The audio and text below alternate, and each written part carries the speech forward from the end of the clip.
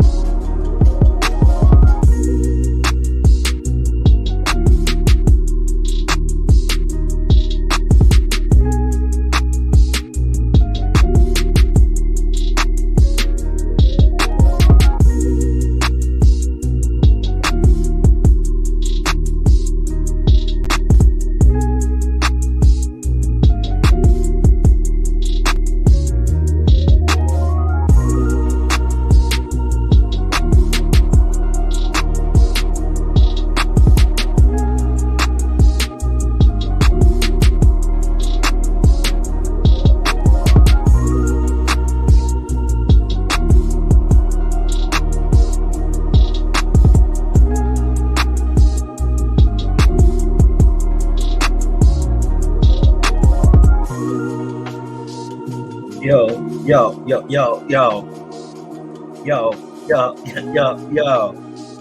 Jehovih Chronicles, man. It's your boy Cosmon. Right back like I left something. You dig what I'm talking about?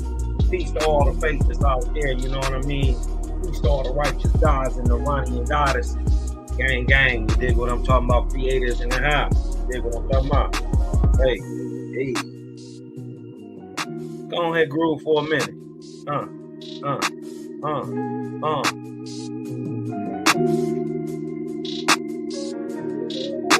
Yo, Ron Yogi. Hey, Ron Yogi.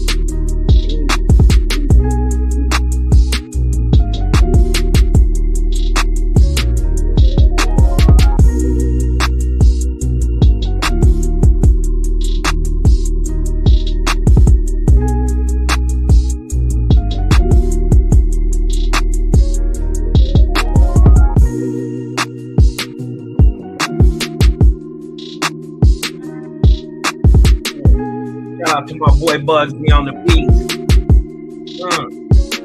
Lacing with that spirit fire. You know what I'm talking about? Got this thing rocking. Come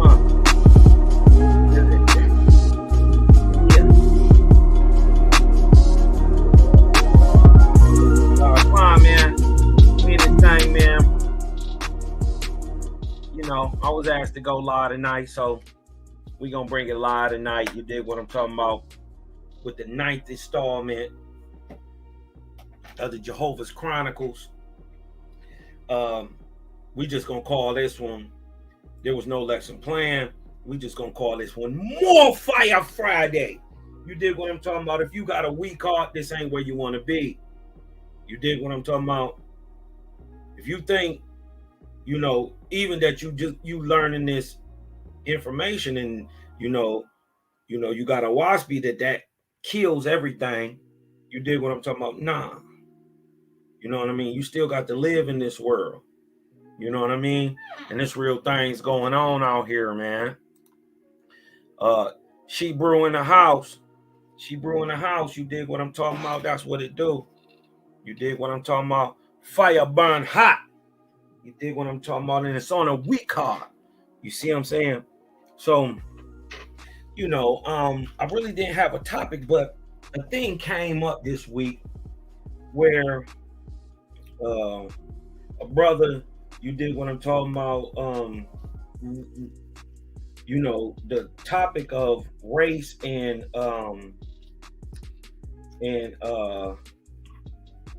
restitution, and not only restitution, reparations got brought up, and it was revealed that he don't care. You dig what I'm talking about? And then On top of that, he tried to throw up, well, you know, the irons are white. You dig what I'm talking about? The irons are white. What does it matter? You know, they're white people. Are they?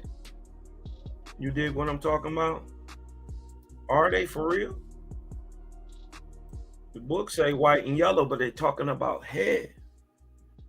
Also aura. You dig what I'm talking about?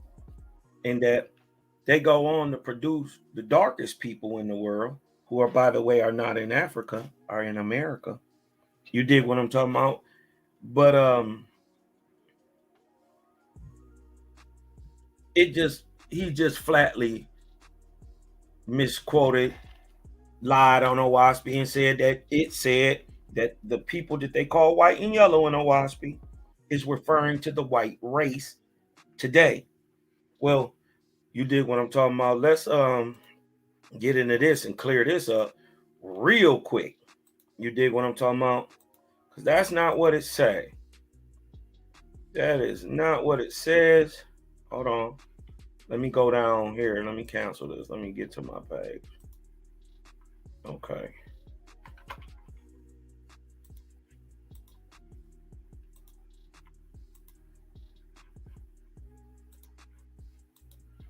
Let's go to the Owaspy. You dig what I'm talking about? Let's go to the Owaspy. Hold on, let's blow this up a little bit. Let's see if we can blow this up. Okay. Right? Now, context is always key. You must understand, we talking about, when we say iron means, or is in your Bible, referred to as able. It is in your Bible referred to as able, the man with spiritual ability. You dig what I'm talking about? Let me light my little splipper ting in the air. Put the ting in the air, boy. You don't know. You don't know it burn a big splipper ting.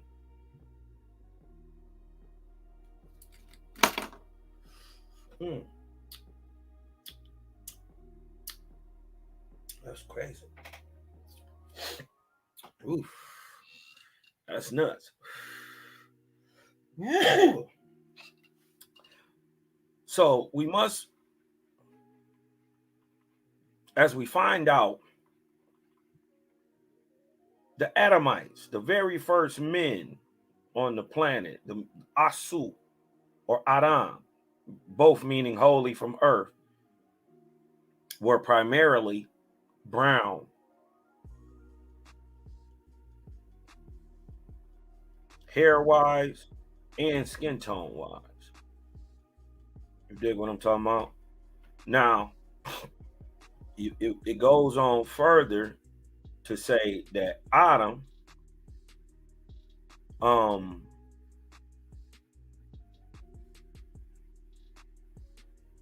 had mixed genetics or had sex and produced children with the angelic host of the very first god of the planet called Secontes. His angelic host is commonly known as Eve and is also known as the blood type C. There's A, B, C, D. No, there's a C, an allele. You dig what I'm talking about? What they're called alleles. But the C can't be found on the planet. That's because it's not from the planet. So we have angelic beings, right? Coming down, taking semblances of flesh, right? Having intercourse with Adam. So the story of Adam and Eve is allegory for real, true events, right? Now, these people, the Ions, go on to produce the very first cities, the very first languages, everything. Predominantly, first on the continent of Waga, or what we call Pan, now today commonly known as the floor of the Pacific. They go on to produce a race of children, the very first men with spiritual ability, hence called Ions. Right? Now let's go show this real quick. This is let me see. Hold on one second. Is this the book of, I think this is the book of 70s. Nope, first book of the Lord. First book of the Lord. Right?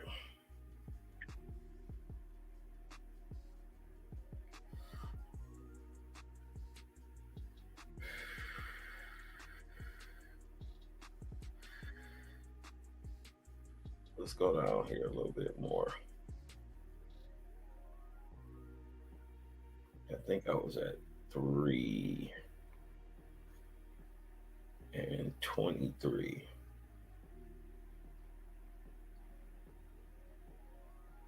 Okay. Now look. It is through admixture people get their color today. If the people are primarily melanated on the planet, in the beginning, right now, it's going to be generally the same thing. And in these times, it was no different. 80 to 85% of the planet today is melanated, proven. You know what I mean? Go look it up. Nothing I'm trying to debate with anybody about. But the mode of man is generally the same at this time. And we are in the very first 3 arc cycles, or within the first 9,000 years of existence of man, right? Right. And the Lord said, this is 6, we're going to go back to 21. The Lord said, behold, there are drugs. These are what we would know as ground people or cavemen types, right? All around the world. These are your indigenous types. They come fresh out the ground. You dig what I'm talking about? Behold, there are drugs who had learned a little from the images. Now, because your people are scattered and gone, right? They shall go among the drunks. This is who they talking about is the mound builder stock, the little people. They shall go among the drunks and teach the law of incest and the name of God. And the drunks shall also begin to hide their nakedness. So the Lord inspired the other peoples besides the Ions. This is your caveman and these niggas, right? To make and wear clothes, which they did. And again, the Lord brought the Ions together in lodges and cities. Wait a minute. Lodges and cities. This is 66,000 years ago. Or for not 66,000 years ago. This is roughly 66,000 BC. Remember, we're in the first 3 arc cycles. Right? And he said, from this time forward, you shall live upon the earth as an example of righteousness. This is your mound builder stock. Right? And your brother who have mingled with the tribes in your brethren, Ions, who have mingled with the tribes of darkness, shall no longer molest you, but shall be your defenders and protectors. So what happened is, what they're saying is, this so-called tribe of darkness, why they are darkness? Because they're retrobreeding, they're ancestral. They had to bring the Ions in to teach them about this, to teach them about clothes. These are also your little men on the end of totem poles with their tongues stuck out. I get the little man that's on the bottom of your totem pole. The mouth open with the tongue out is a sign of or symbol of giving knowledge or teaching.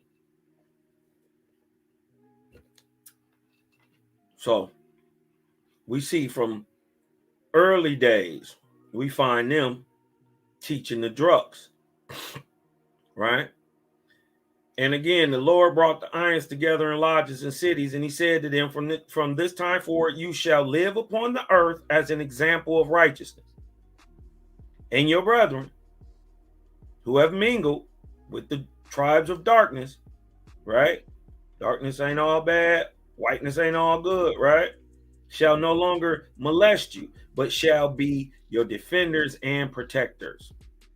And a new tribe began upon the earth, and they were called Ahuans. Because they were half-breeds between the Druks and the Ions. So as they get up there messing with the people, you dig what I'm talking about? Ions start breeding with the Druk. They produce from what they call hybrid genetics. Not hybrid, but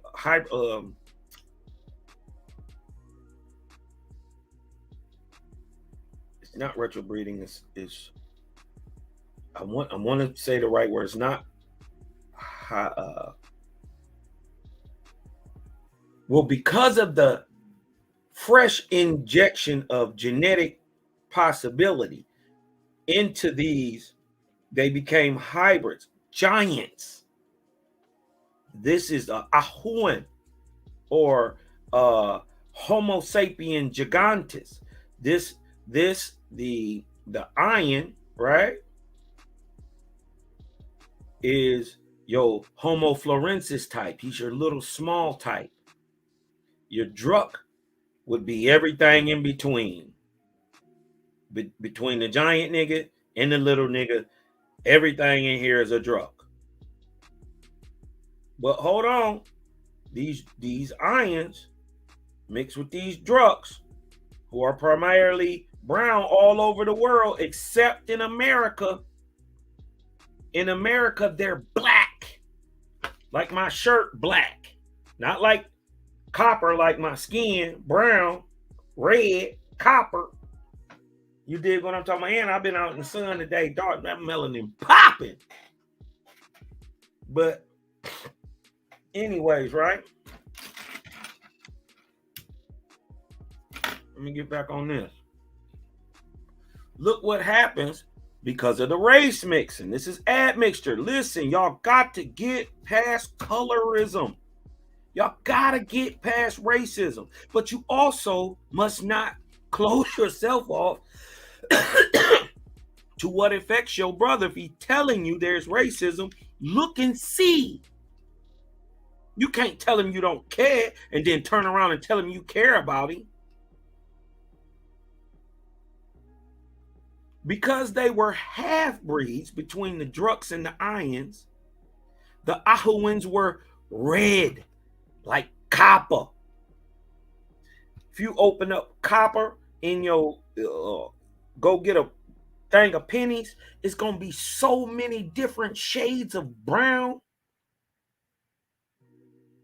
So many shades of brown. That's what copper is. That's what red is. And Owaspi goes on to say, copper is brown. No two ways about it. When you saying the red man, you saying he brown, copper. And they were taller. Remember, Homo sapien gigantes, the big man. Right here, the Ahuan, he the big man. And they were red like new copper. And remember, out of this stock, out of the Ahuan stock, comes Zarathustra. Out of this Ahuan stock comes Abraham. Out of this Ahuan stock comes Moshe. So we know who they is. And we know who they are. We see these people in science all the time. But they hide this guy. because he's going to bust the world open, the iron. And they hide the Ahuan because if you admit that there was this people here and so long ago, that breaks down your whole lie. But a Waspi gonna bring it out.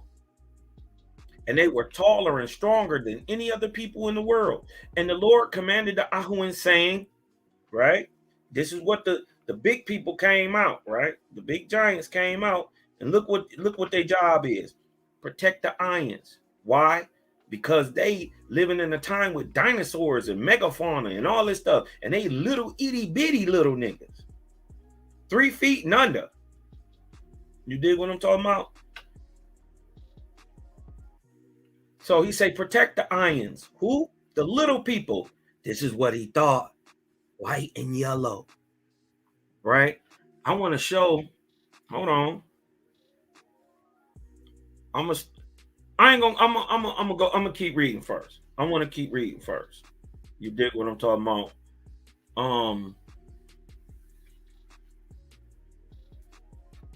White and yellow. He thought this right here was talking about white people.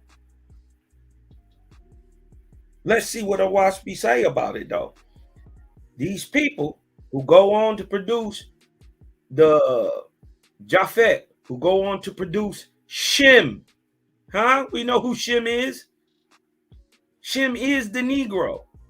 These white and yellow people, after mixing with drugs, produce Shem. Japhet. We know what the ancient Japhethians look like. They go on to produce Ham. Y'all don't know about Yista. Y'all only got 3 parts of a 5-part story. Y'all definitely don't know nothing about Gautama. Gautama is America. What's in the middle of America? Guatemala. The land of the folk, or the folk tribes, or the land of the crossing. What? Listen. Call them the sacred people, for you are of them.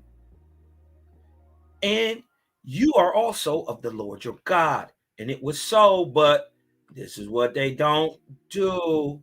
They get to what they, hold on, what's this going on here? Hold on, wait a minute. Uh-oh. Let's see what Waspi saying when they talk about white and yellow. See, a lot of people get to their little point and they stop reading. Once they done got what they little feel or what they idea about what should be right, they stop reading. What Waspi say, talking about, now look what I'm talking about. Hold on. 204. White and yellow, right? Talking about the Ions, the little people, the mound builders. Watch this. Again, this is a generalization. See, where reference is made as above to white people, it does not. Hold on. Let's make sure everybody following what I'm talking about. Let's get back up over here real quick. Hold on. We gonna get it over here. We're gonna get it over here. Let me get back to my comments real quick. Spiritual light in the house. Spiritual light. That's what to do. My dog, Daryl Cosmon in the house. Roger Washington in the house. Sherry Lynn in the house. Hi, Shabir. LaShonda, what's up? Texas, big up. Spiritual light, She Brew. Let's check this out, right? What it say? Again, this is generalization, talking about white and yellow. See, right? Where reference is made as above to white people, it does not mean what we call today white people. Let me read it again. Where reference is made as above to white people, it does not mean what we today call white people. But listen, white, in fact, with hair also. The same remarks hold on a reference to yellow people. Thus, white skin here is not the color of what in early cosmon is called the white race, being really a light or pale copper or a beige, right? Let's go down a little further. But it would seem that the white of the ions was in complexion more a moon. And when they say this, they're talking about aura. What does the moon do? It glows. So I must ask you the question, right? If I put a white light in a white bag, what does it glow? What does the aura look like? The light outside of the bag, the aura, right? The moon white look like?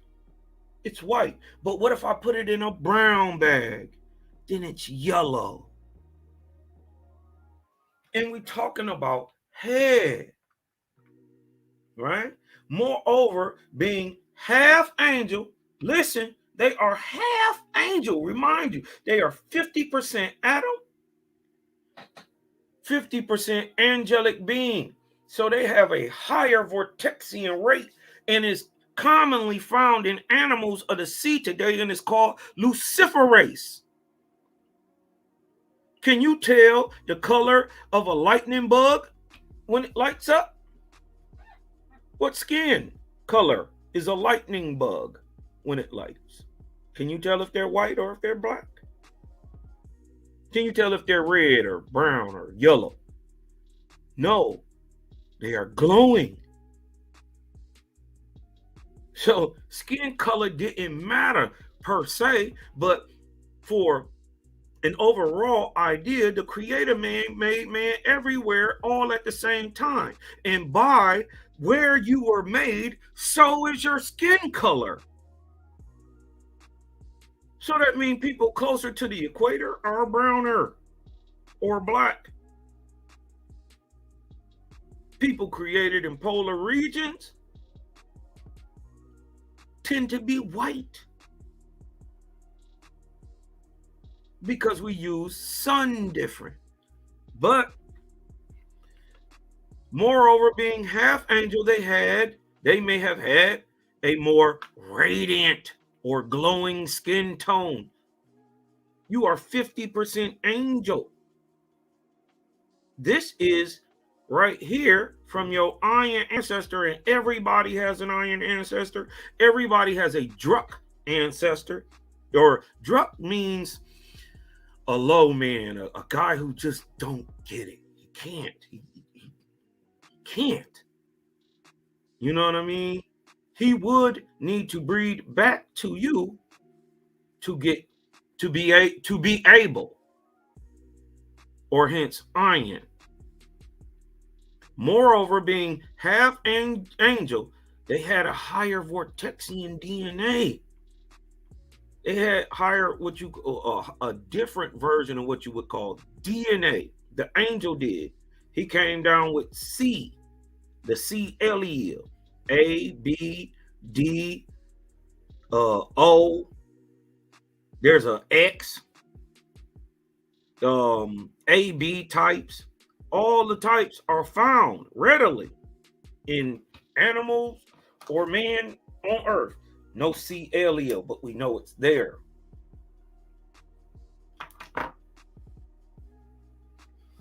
So the missing link that they're looking for is really the C allele, and is told in the allegorical story of Adam and Eve. You won't find the missing link. You'll find the iron. Right? Listen. Had a more radiant or glowing skin tone. How can you tell what color it is if it's glowing? Look up luciferase. Look up bioluminescence and a light in the eyes compared to the drug. So somebody tried to use the fact that the ions, or said in Owaspy that the ions is white and yellow, but white and yellow don't mean white man. Hold on, let me stop sharing my screen real quick. You dig what I'm saying? So I want to get into race. It's got to be talked about. You can't dodge it. 50% of Owaspy, 50% of Owaspy is just talking about different people and racial makeups and how you get there and what happened to them. It's all about DNA and genetics and everything. Now, it don't matter because in the end of the day, none of that physical stuff is getting into the spiritual heaven. Remember, heaven is a spiritual place. None of that physical stuff is going to get hit. You dig what I'm talking about? So your nationality don't matter. Oh, they hurt. It don't matter. What does it matter if you're not doing good? What does it matter if your baby's getting shot down in the street? It'll play into your idea that you cursed. But would it help you? No. You dig what I'm talking about? So let's get past that race shit. Listen, it's good white folks. And good white folks will tell you, nigga, we fucked this bitch up. We some fucked up people. And we got to get you right. You dig what I'm saying? We got civil rights, but then they start giving civil rights to minorities. White women are minorities. Gays are minorities. Immigrants. Everybody get this shit except the melanated, aboriginal, indigenous man of America. They shit on him. Even told him, look how crooked you got. You told this man who is from here, he is the Indian, the Negro from America, not the African. If you got some in you, okay, you'd have to prove that. And it'd probably be back so far. Would it matter? But I'm talking about maybe your first 6, 7 generation. Take me back to the 1700s. You did what I'm talking about. Can you show me? They told these people they were from Africa. Did you know American Indians colonized Africa? It's the whole other way around. Sierra Leone, Liberia. The capital of Liberia today is called Monrovia. Why? Because it was named after our president, James Monroe. The so-called indigenous people, many of the so-called indigenous people of Liberia are American Indians, Negroes, niggas. I'm not afraid of the term. You dig what I'm saying? We got to get past this, man. But look, I wanted to bring some things to the forefront, man, because, you know, they acting like racism don't exist no more. You dig what I'm talking about? Racism, they acting like it don't exist no more. But more importantly, you can't really talk about racism if you don't know its source. You got to know its source. Why racism? Why did certain people practice it? Certain people didn't. Certain people were the butt of the joke. Certain people were telling it.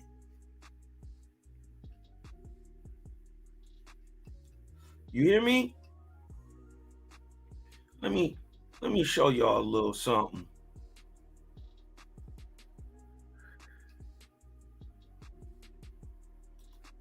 Let me show you a little something. Now dig this. Much of what's going on today is based out of fear. But the fear, they put a system in place to where they made the fear logical. And what are they afraid of? The real answer is genetic annihilation. There's nothing on this planet that can kill white people faster than the black penis. We can make your people disappear without even busting a shot. And they know that. Why do you think they created the gun in the same shape? Because it's the only thing that can kill us as fast as we can, or as easy as we can kill them. They're afraid of disappearing. But that's stupid. Because there's always going to be white girls that like white guys. They have a negative birth rate. This is Roe versus Wade. And I go both ways on Roe versus Wade. No, I don't support killing no babies. And especially when it's backed by Planned Parenthood. Let's get to that.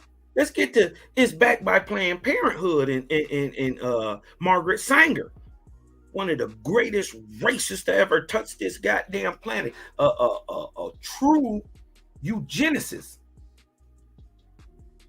You dig what I'm talking about? Let me show y'all my screen real quick. And we're going to get back and we're going to let some of the professionals talk. You dig what I'm talking about? I ain't going to just sit here and be gabbing all day. So, but I want y'all to see why I'm saying what I'm saying. You dig what I'm talking about? Let me get over here real quick. I'm gonna turn this down real fast. I'm gonna turn this down. I want y'all to see this. You dig what I'm talking about? I got a couple little things I want to show y'all. As you've likely heard, Starbucks announced yesterday that it's closing all 8,000 of its company-owned stores on May 29th to educate employees on racial bias. The announcement Check this out. Just days after two black men were sitting in a Philadelphia Starbucks waiting for a friend when they're accused of trespassing and ultimately arrested and held for nearly 9 hours before they were released. This came out a couple years ago, but these guys were doing it's still what relevant. do every single day. They were having a meeting and they were undoubtedly singled out because of their race.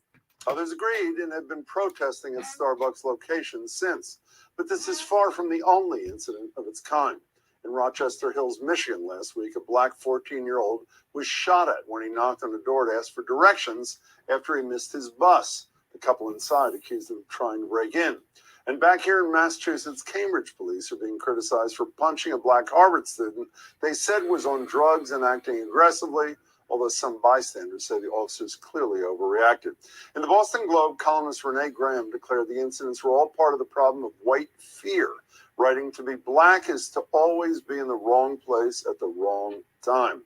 In America, there is never a right place for black people." Joining me now are Tina Opie, an assistant professor of management at Babson College. Hi, Tina. Thanks for being here.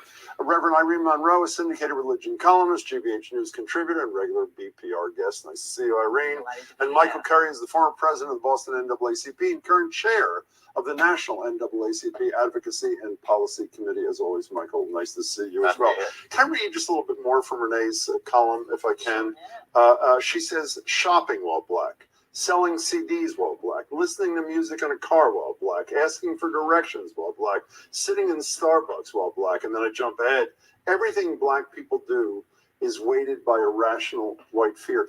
Is that the thread that unites all these incidents, the ones I just mentioned, all the incidents? Is it white fear of black people, Michael? I think that's a critical part of it. I think we have not had a deep conversation about racism in this country. We've been talking about having it for a long time. And how it manifests itself in all the parts of our lives, and whether that is in our policing.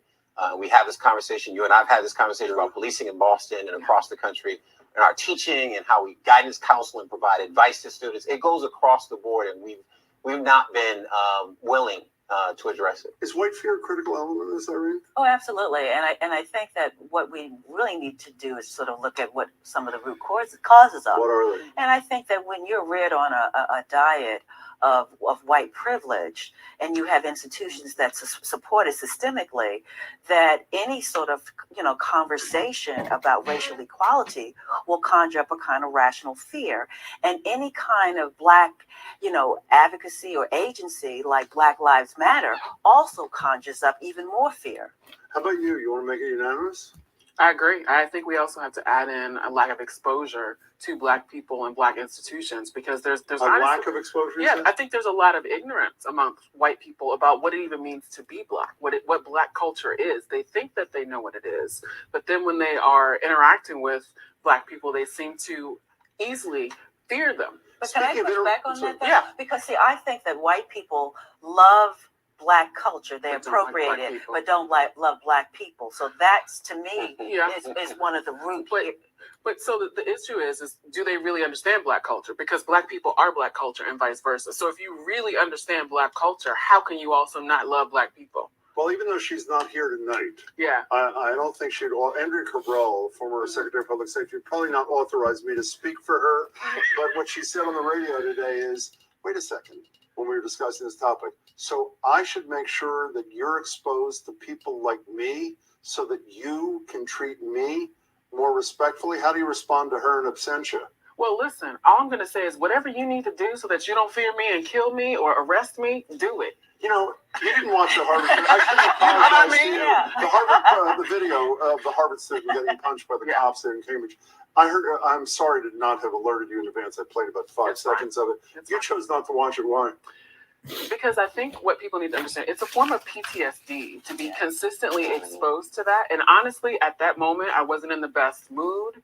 And I didn't want to watch yet another instance of where it seemed like someone was being treated unfairly just because they have skin like mine. You're a Cambridge kid like me. What's your reaction to See, this? so I reside in Cambridge. So the next Yes. morning, I talked with the police commissioner because we were all upset about it. News, Yeah. even though you live in Cambridge, there is a chitlin circuit, so we all knew about it. What do you say to particularly as folks. Well, one of the things about Commissioner Bard is that I think that what I felt like he didn't understand is that they always will say that, that's police protocol, that the young man wasn't, compliant. And that's always an argument in terms of the kind of overreach that we But see. sometimes it's true, is it not? By the way, let's hear from him. But it's Here he true for is, by white the people way, too. not talking to Thank you, you. but making a statement, and then I want your reaction to it. Here's Commissioner Bard from Cambridge.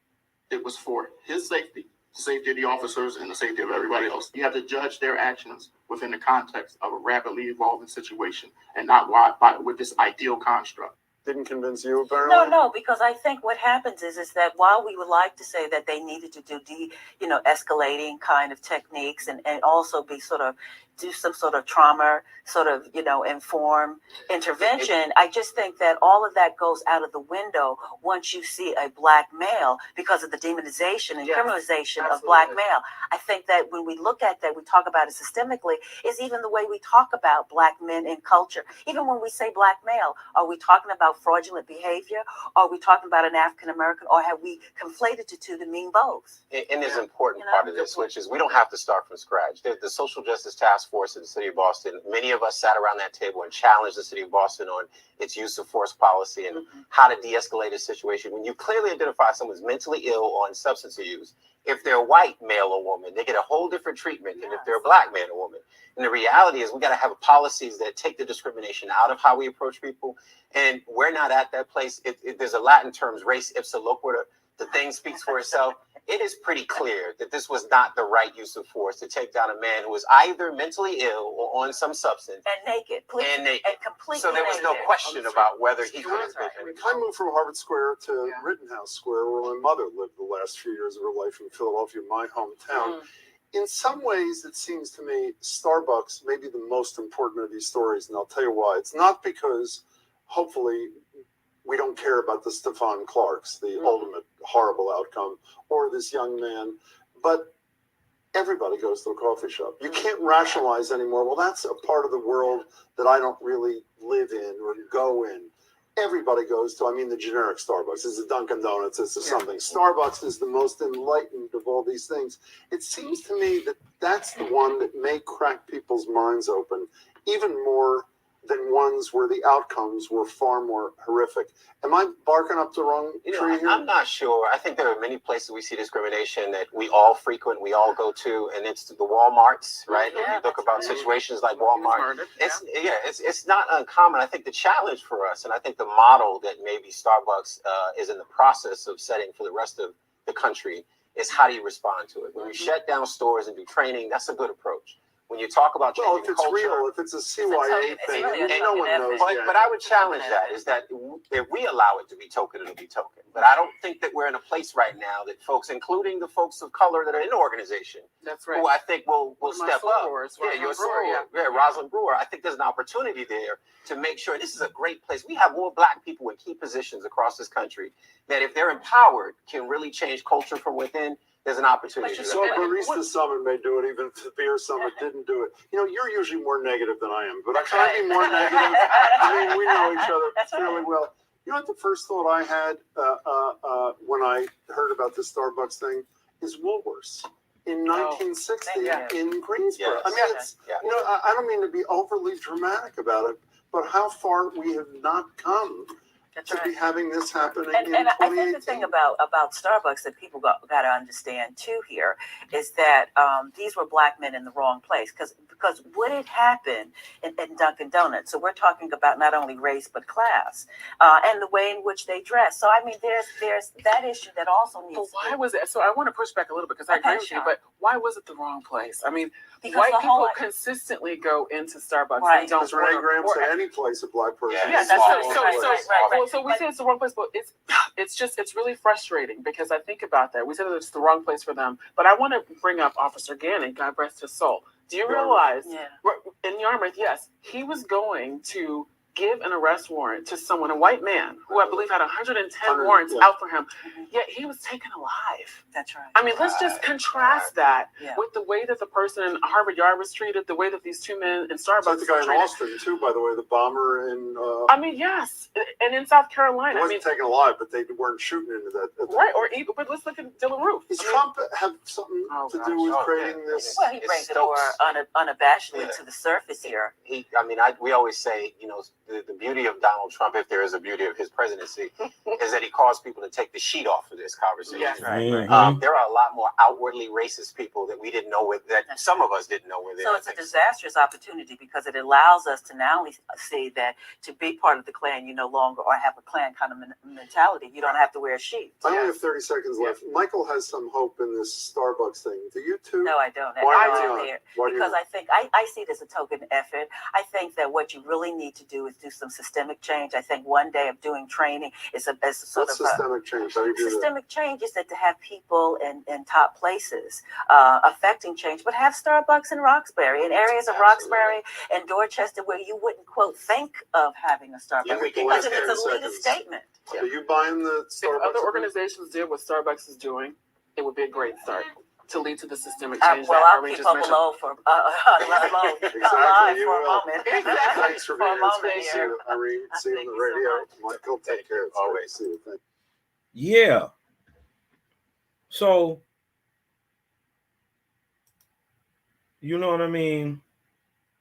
We can't sit here and act like this don't exist. Somebody has to fight against it, man. Somebody got to be the good guy. And it's you, Faithist of the world. And many of y'all are Faithists and don't even know it. just got good hearts and do good. But this is what I want to show y'all real quick, right? Because see, over here on Jaja team, right? We ain't worried about no nationality or heritage or culture. We don't care where you from, long as you just not against us. Long as you for the Creator. How could you ever be against me? That's what they don't get. You see what I'm saying? This shit make you look at yourself, man, hard, man. It'll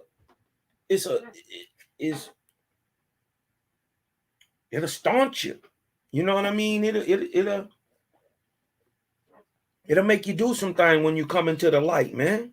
It's different. Listen, this OWASP is different, but right? See, we don't worry about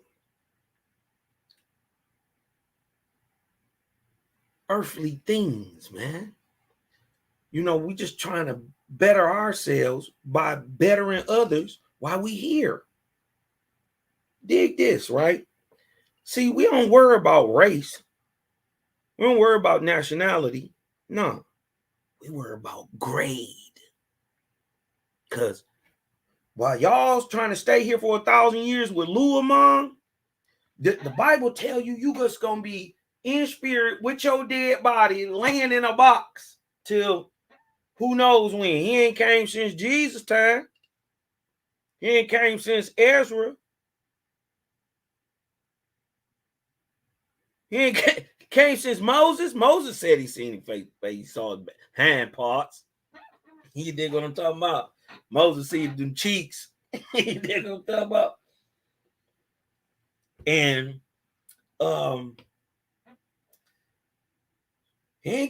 okay. And then why would he have to come? Ain't he everywhere? My Creator is. Listen, it gets simple when you understand it, but then you gotta think, man. People don't know what a God is. They don't know what a Lord God is or does, or a Lord. And you don't know that they not only shouldn't be praised, true God, true Lord God, true Lord, never asked for it. Don't want it. They want to give everything away because it raises them up. But why? Grade. Watch this. For know ye all. Well, wait. This is the book of Simti Armaj, right? This is chapter 4, right? And this is about let me give a little context. This is about the birth of the 4 great prophets. Poe of Japhet, Abram of Persia, later Ham, right? Abram went to the land of Ham to raise up the genetic stock, period. So Persia, later Ham, right? You had Brahma of Shem, or what we call Tibet and northern India and all India and the southern islands. That's all Shem, right? But what about the other prophet? Y'all know about my boy. Y'all know about my boy Iwata. Y'all know about Hiawatha, the true Hiawatha. That's the Iroquois name. We don't call him name Algonquin. Him mama named him Iwata. Woo! Y'all worried about Brahma and Abram. Iwata here in America. You did what I'm talking about, but look, grade. For know ye all that whoever aspired to me shall come to me. But the nearest way for many is a roundabout. It's the Creator speaking. You dig what I'm talking about? He say, for know ye all. So listen up, niggas. That whoever aspireth whoever aspireth to me shall come to me. But the nearest way for many is a roundabout. Right? Ain't that kind of like, yeah, life will teach you them lessons. You was on the straight path till you had to get that lesson, and you get your head bumped over here. You came all the way back to where you was, and you was like, oh yeah, I shouldn't even never did that. So to get to creative, sometimes you got to, you know what I mean? That's real, right? Ye being above grade 50, listen, are already more to me and for me than against me or from me. You dig what I'm talking about? This is the creator. So he's saying everybody above the grade 50, you already with me. You more like me than you ain't. You dig what I'm talking about? And he's talking about in deed and action. He said, in equal degree are cast upon your own responsibilities, for such is the light of my kingdoms, from the first to the highest.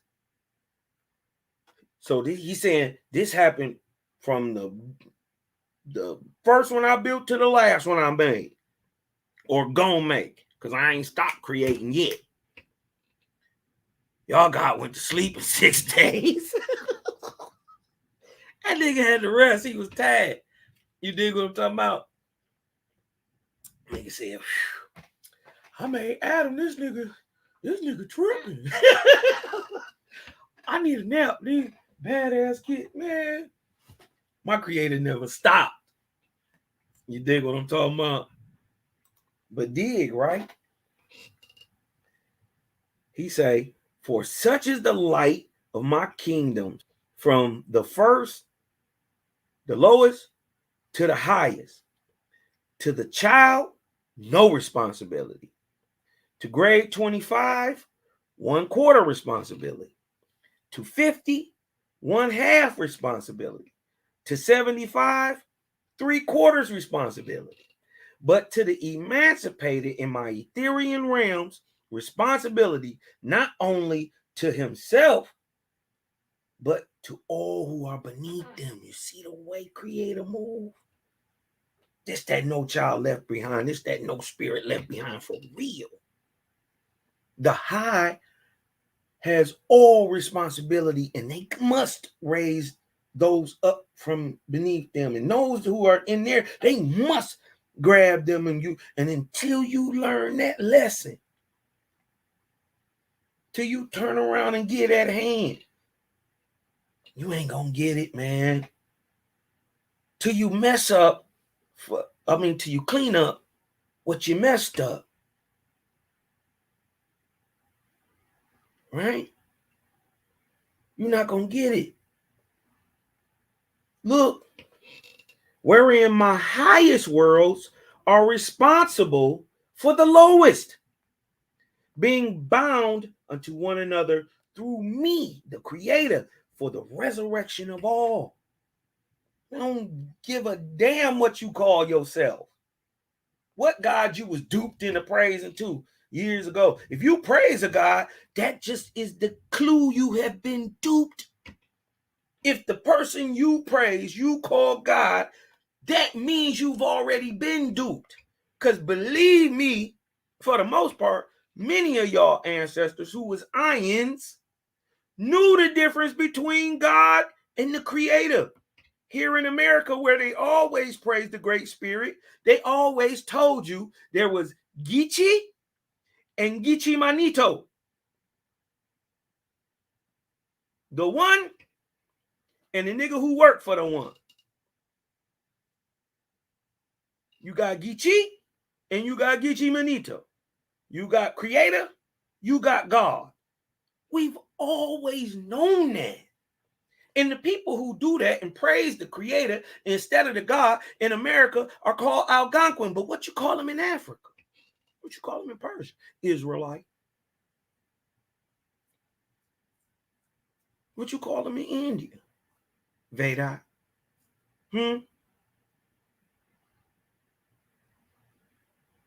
What you call them in China, cowpeas?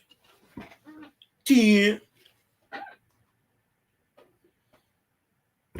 It all mean the same word because they all did the same thing. That's why when you got African peoples coming over here meeting indigenous peoples or Europeans, the pale ones coming over here, and the black ones, don't matter. They was black and white Europeans came over here and enslaved niggas here in America. Facts. Black and white Africans came over here and were enslaved. Facts. Black and white Africans, black and white Europeans. You got to get over it. You got to get over it. Cheddar Man was black with blue eyes. Let it go. With good hair. He had that Yankee number 12 in. For real, for real. He had that yak. You dig what I'm talking about? Now, but look, this is something to really think about.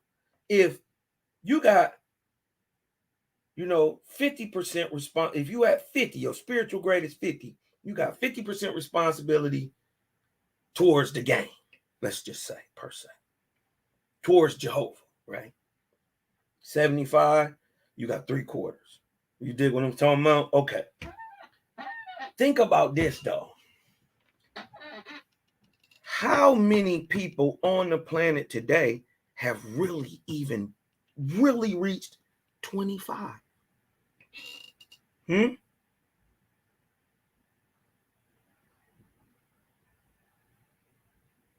That, that's, because it's equal in serving others and serving himself.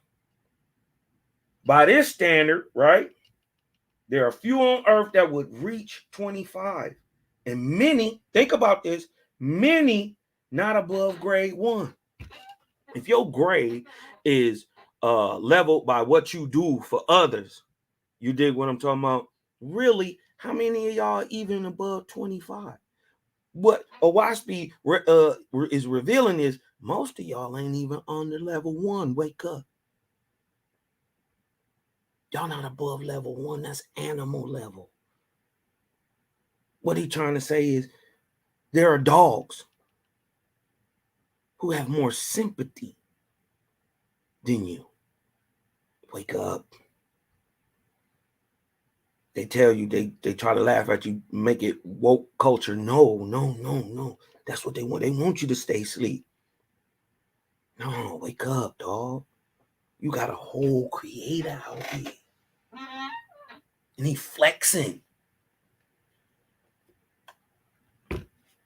What? Y'all don't even know. It's not even a God. Not today. No. You got the goddess Shesivi and the Dotis. B-Dog. She doing her thing out here, man.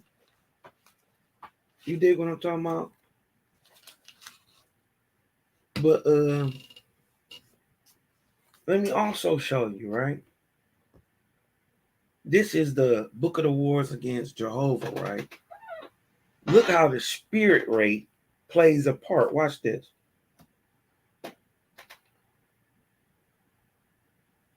All right. Jehovah has said, Jehovah has so made man and angels that whosoever had learned to abnegate self and to labor for the good of others was already above grade 50. Your creator made you like that off top. So if you learn to not put yourself first or for selfish reasons and do for others, you already above grade 50. What's a good work? what you think a good work is. That's what a good work is. Go out and help somebody, man. Go out and do something good for somebody. But listen, I'm gonna go read it back. This verse 9, Book of the Wars. No, this is chapter 30. Excuse me. Verse 9, Book of the Wars against Jehovah. Yep, 30 and 9. Jehovah had so made man and angels that whosoever had learned to abnegate self or to labor for the good of others was already above grade 50. And this ascension should be perpetual thereafter. You can't listen. You can't miss. What's the point? The Ethereal heavens. I don't give a damn about this. We got to listen. I'm gonna do what I got to do while I'm here. I'm gonna enjoy it, live it up, big up my creator every day. But I'm not trying to stay on this earth forever. Many of y'all biblical God and who's and ever God that y'all praise got y'all thinking y'all going to a lake of fire forever. No. Depending on your grade is how long you gonna be here. He said, my ascension is perpetual thereafter.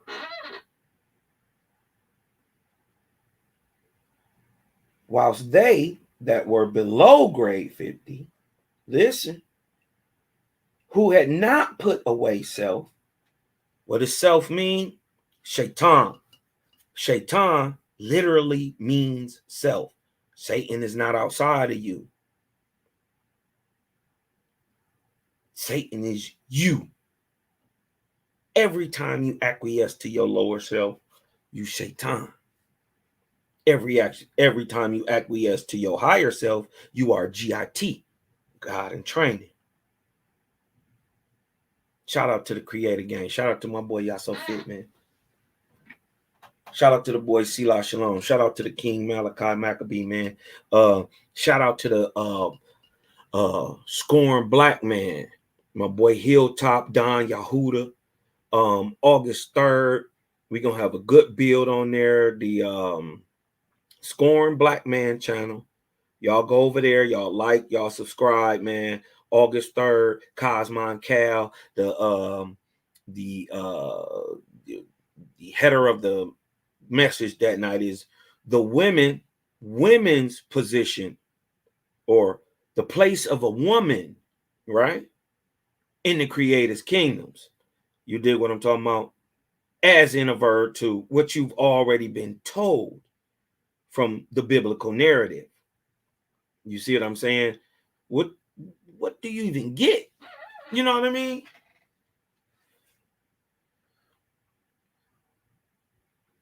Say, what did you say? Why is compassion so rare, and why isn't that taught more? Correct. When will they figure out when you help others, you feel better? Boy, you hit that on the head, sure. You hit that on the head.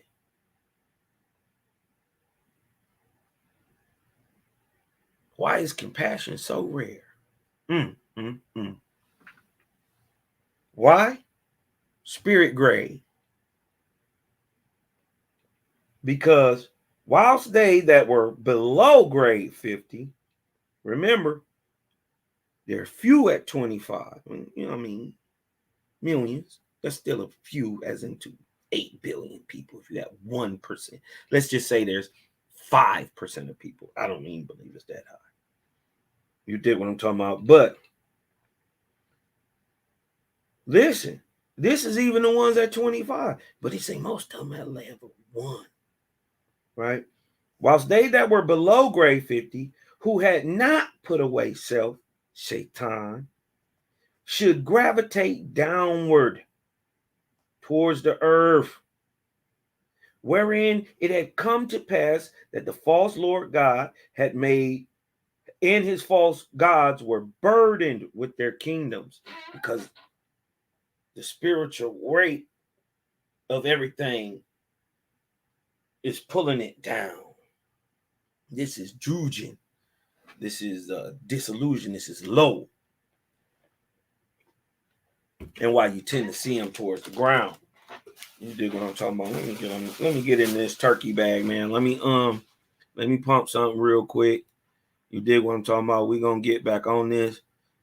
I'm gonna show you.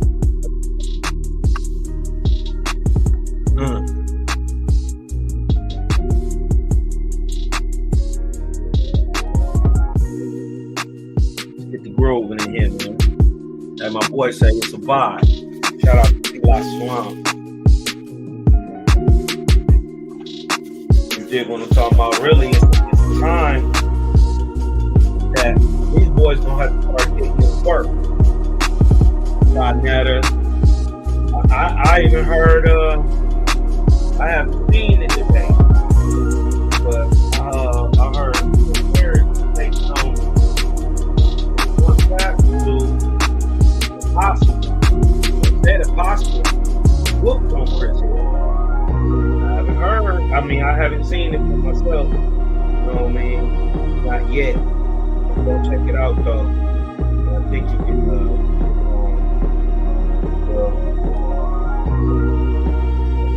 on so I never think either way, I'm about to check out what's going on. It's let's see. I think maybe I don't know, because see, that could be clickbait too, because I just seen it, you know what I mean, real quick, that they said Apostle Walk flow with Chris here. So, you know what I mean, that would be,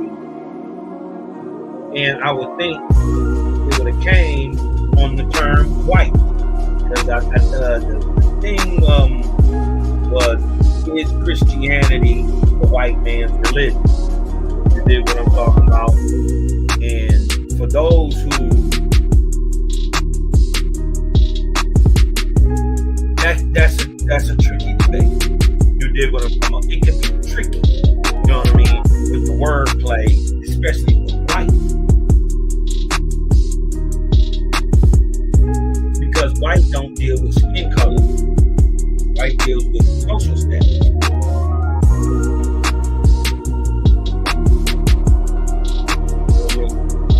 It deals with them tax, non-tax. It deals with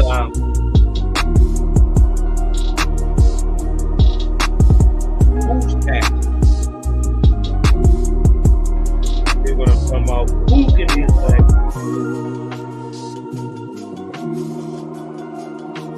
In 1600, you'd be white, right? Really wasn't no white people before making rebellion. So, let's get that out of the way. 1688, 1684, making rebellion. There weren't really going. And being white literally meant European and Christian. It had nothing to do with skin color. So they were black or Negroidal, copper colored Europeans, right? Who were labeled white. Because it had nothing to do with your skin complexion. So people have got to get over this stuff, man. You dig what I'm talking about? Got to get over this stuff, bro.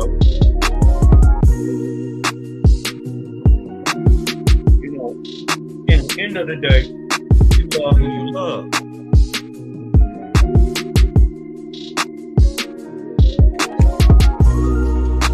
You know what I mean? That's how you can, if you know you can't pick the one you love. You think what I'm talking about? But it's crazy. Let me show y'all something.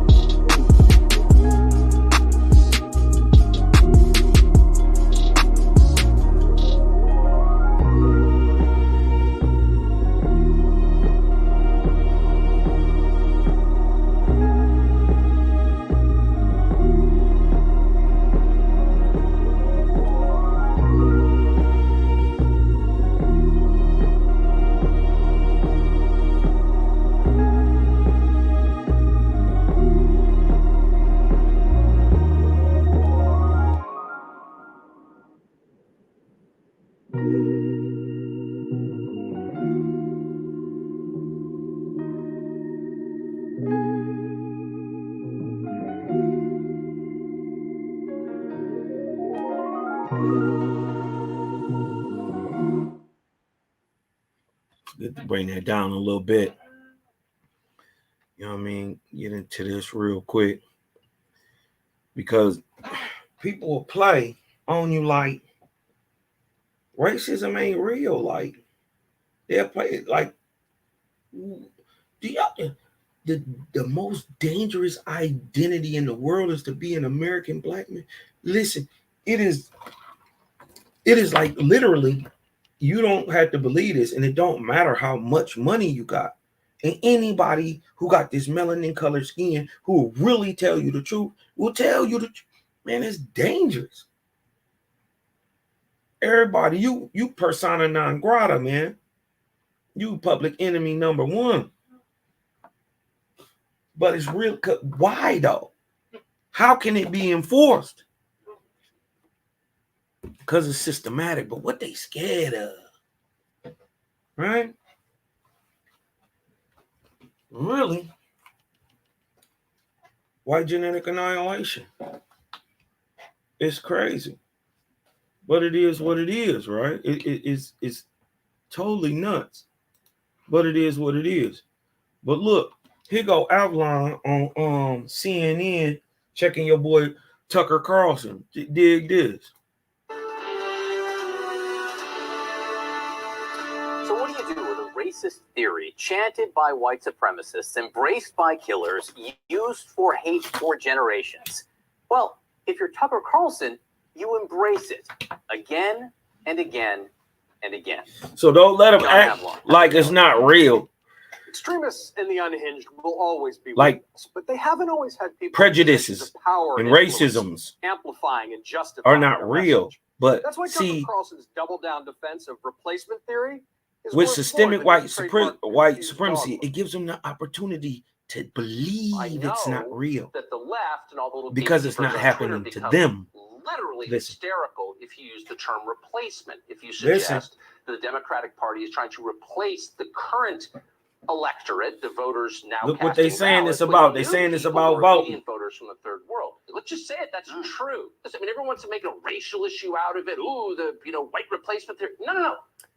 Now, it's hard to argue that warning about obedient voters from the third world isn't racial, but just to level set. Now, hold on.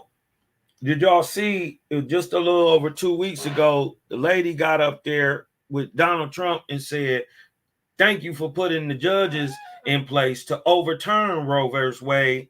This is a win for white lives. Not our lives, not everybody's lives, white lives. Why? Because their numbers are dwindling. It's crazy.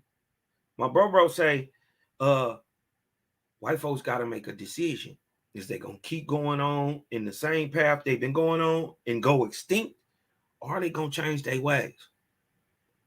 See, really what the fear is, also, you dig what I'm talking about,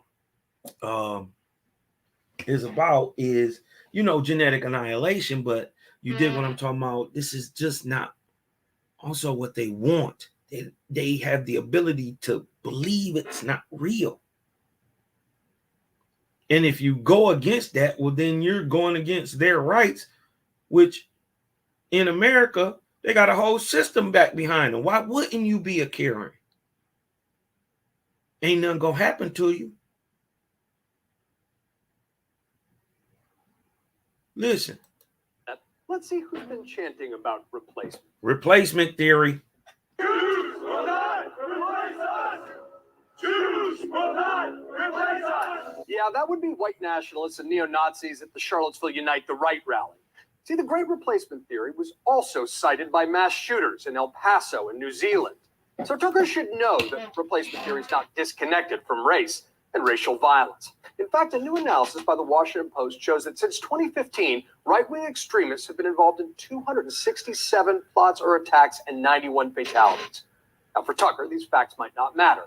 After all, Fox News lawyers argued that no one expects him to tell the truth. But let's give him the benefit of the doubt. This is a voting rights question. I have less political power because they're importing a brand new electorate. Why should I sit back and take that? The power that I have as an American guaranteed at birth is one man, one vote, and they're diluting it. Okay, there's a lot to work with there. First, America did not begin by guaranteeing one man, one vote. First, only white male property owners could vote. Black men got the vote with the 15th Amendment after the Civil War, a move denounced by some Did as a they really? power grab designed to make whites a minority in the South. Women, of course, didn't get the vote until 100 years ago. Remember, Reconstruction was only 6 years later. Lead to societal decline. Towards one person You became what? wasn't codified until 3/5. The Supreme Court did it in 1964 during the Civil Rights Movement. That's when the infamous Alabama governor, George Wallace, gave a speech that might sound familiar to some viewers of Fox News. Here's what he said, quote, "I believe the American people have been pushed around long enough and that they, like you and I, are fed up with the continuing trend toward a socialist state. We must not be misled by left-wing incompetent news media that day after day feed us a diet of fantasy, telling us we're bigots, racists, and hate mongers who oppose the destruction of the Constitution and our nation." It's been said that history doesn't repeat, but sometimes it rhymes. This isn't about the past. Tucker's fanning the flames of a fire that is already burning.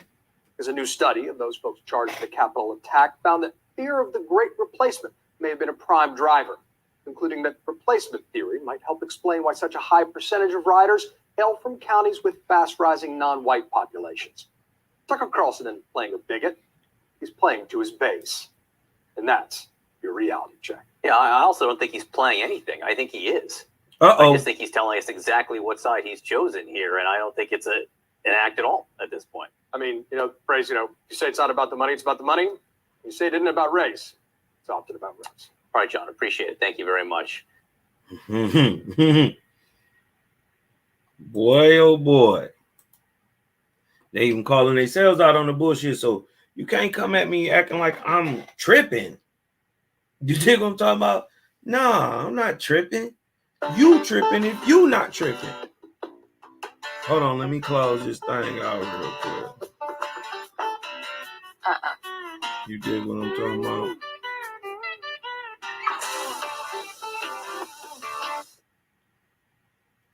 With prominent figures on the right embracing and parroting the dangerous white nap. You dig what I'm talking about?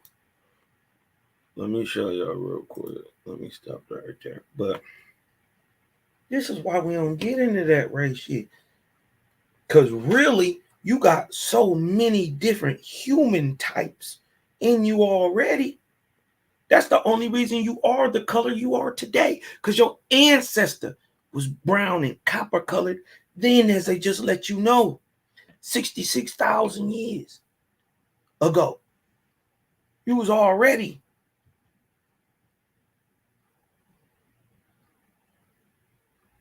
So don't let them twist your cap with the white and yellow, man. Don't let that actually stop you from reading Owaspy.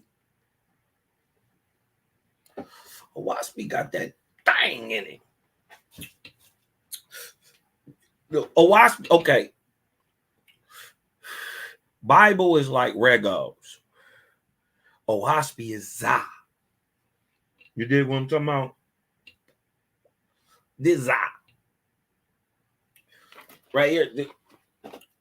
Look, I be going hard in the paint. You dig what I'm talking about? Look all marked up. It look like crayon colors in there. You dig what I'm talking about? Look like a crayon box. This that Za. Owaspy. This that Zaza. You dig what I'm talking about? This my dig into it Bible. You dig what I'm talking about?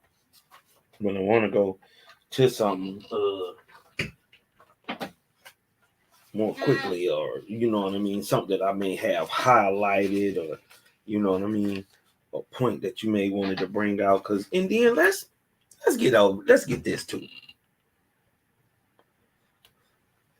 Stop with the idea that the Ions was holier than thou.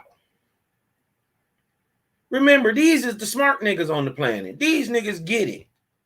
They was out there fucking with the drugs and the Ahuans multiple times. You think what I'm talking about? You supposed to be the nigga know better. Not and doing better, you was out there hunching too. You think what I'm talking about? You can't rape a people into existence. You can't rape billions of Ahuans into existence by having sex with drugs. It don't work like that. Who raised them? Okay, if the drugs couldn't get it for some reason, you dig what I'm talking about? They couldn't get it. It's spiritual rape, really ingrained. You dig what I'm talking about? Then the Ayan knew better.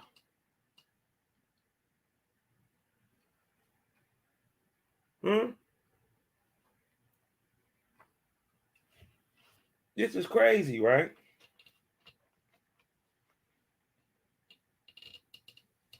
Look at this shit, right?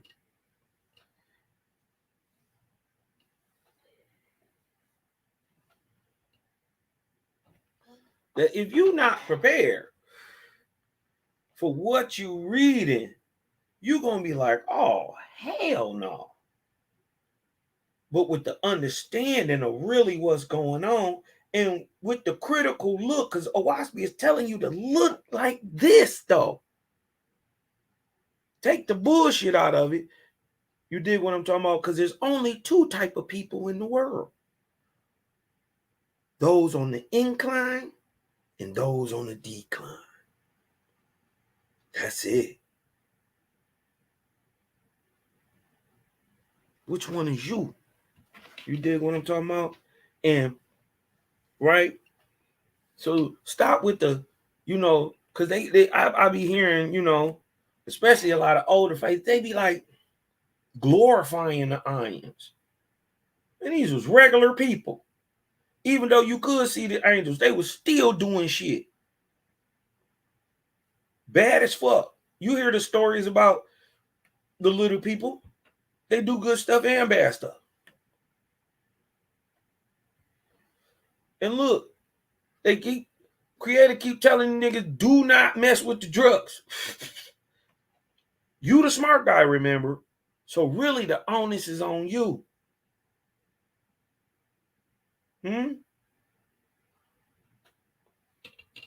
This is the synopsis of 16 cycles, right? This is 48, the culmination of the first 16 arc cycles after the creation of man, from 1 through 16. You dig what I'm talking about?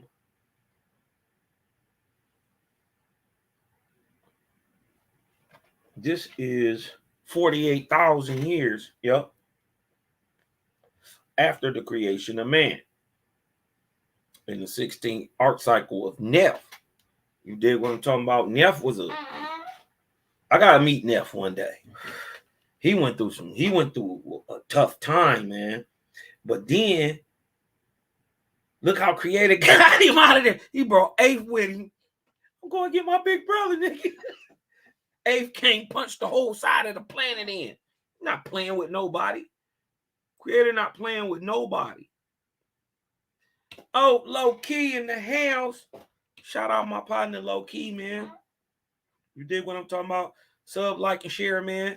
You dig what I'm talking about? But look, and it came to pass that many of the Ayans lost the generative desire, and so brought forth not many heirs. But the brown people burnt with desires, and they laid hold of the Ayan women when they went into the fields and forced them, and thus brought forth again the Ahuan race, the copper color, strong and bright and quick. Now, you trying to tell me you raped a whole people into existence? That's bullshit. So that would basically you saying all melanated people is rapists. And you rape the whole people. You can rape a race into existence. You dig what I'm talking about?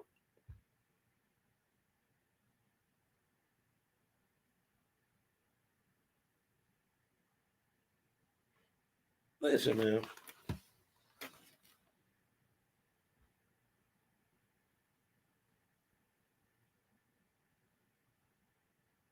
this thing make you think, right?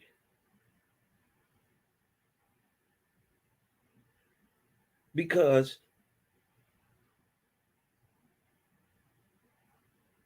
another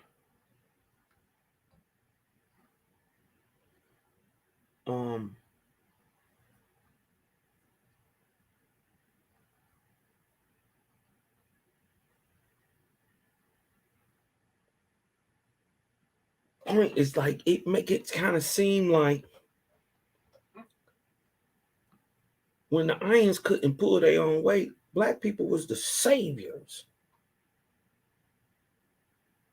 of white folks. I don't like that look neither. Right?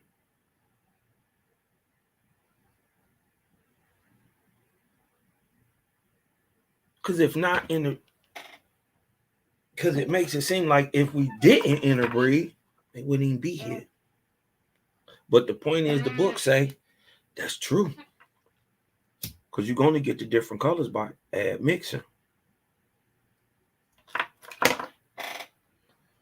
Right?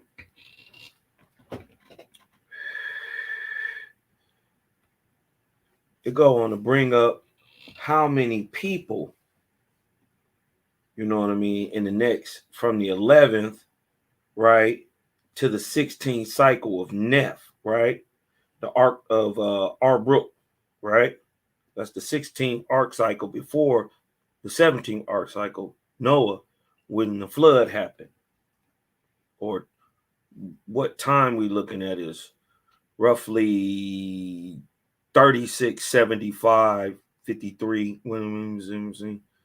We are in 27, 26, 25, 153. So it'd be 26, 153 plus 400.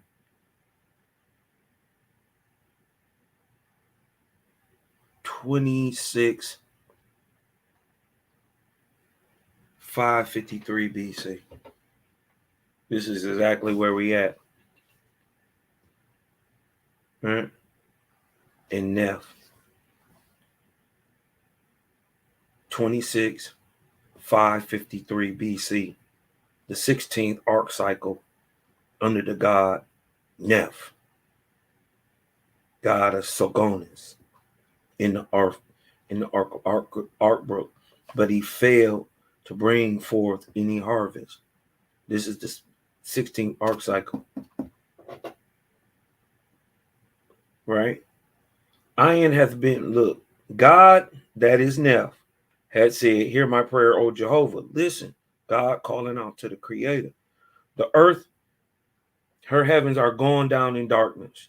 The iron hath been destroyed of all the divisions of the earth, save Waga. More than 30,000 million angels are gathered on the surface of the earth, and they are too low in grade to be delivered. What shall thy God do, O Father? Look at God crying out. So right there, you gain the understanding, whoa, God is, there's somebody higher than God.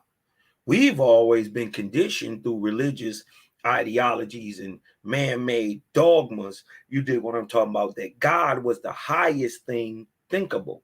And there's nothing wrong with that idea per se, but to understand and overstand that a God is no more than what you will be in the time to come, and more importantly, is not a thing to be praised. Why would you praise the God when you can praise the God maker? Praise creator, not his creation. God is one of those creations, because in time you will be that. You start in the physical form. You graduate in the spiritual heavens in grades. Right? We showed the resurrections, didn't we? You dig what I'm talking about? Did we show the resurrections? Let me see what I can do up in here, man. They be acting like this shit new for real, right? Look, Here go God calling out. He said, for 3,000 years have I labored with them, talking about man, but the abundance of the darkness outmatched thy God. What shall I do with them, O Father? How shall thy God deliver so great a carcass of death? But Jehovah, listen, this why I got to meet Neff. Neff was a G, man. He never stopped. He never stopped. Right? He calling out to his maker too. But listen, but Jehovah, the creator, answered not the prayer of God. What? Left him to consult with other gods in the higher heavens. Right? He left him to holler at his big bros and them. Man, what I'm gonna do, bro? You know what I mean?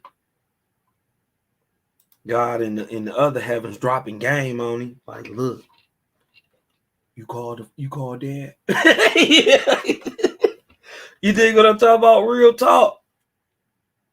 Right? This is one of the great wonders too.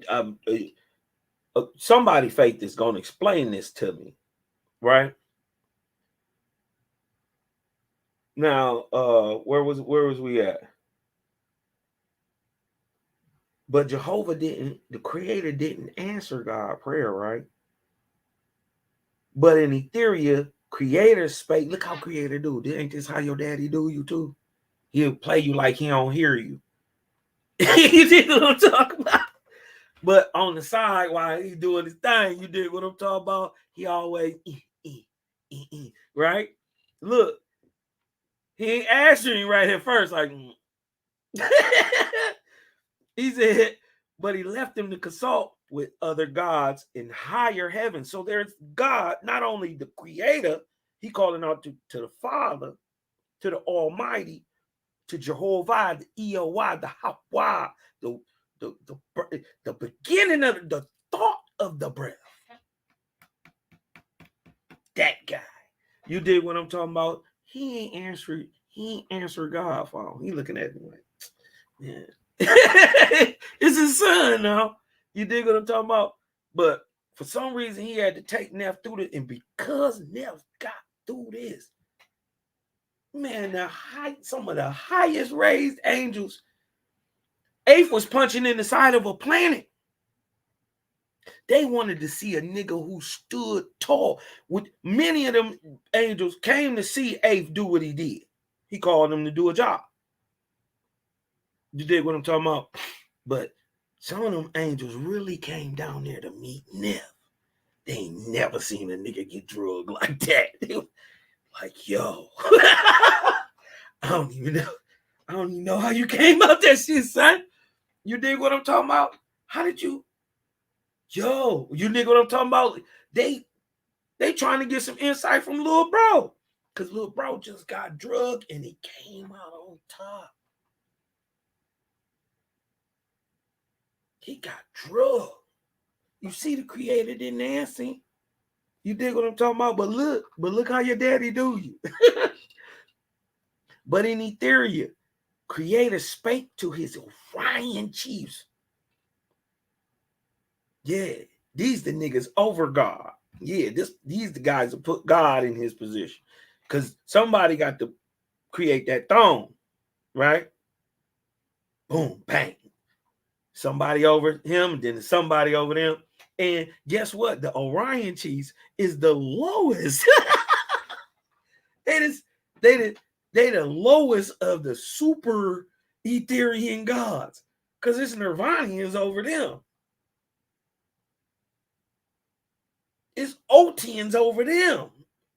And I got that somewhere, man. You dig what I'm talking about? I got that spiritual rate chart right there, man. It's nuts. It's nuts. I need to find that, man. But people need to really learn about what's up. You dig what I'm talking about? But look, let me go back and read this, right? This is a synopsis of 16 chapters, 16 cycles, chapter 2, right? Okay. But no, chapter 2, verse 12. But in Etheria, Creator spake to his Orion chief, saying, as I try mortals, so do I try angels. As I tried them, so do I try my gods. Forever and forever do I keep before them the testimony of an all higher.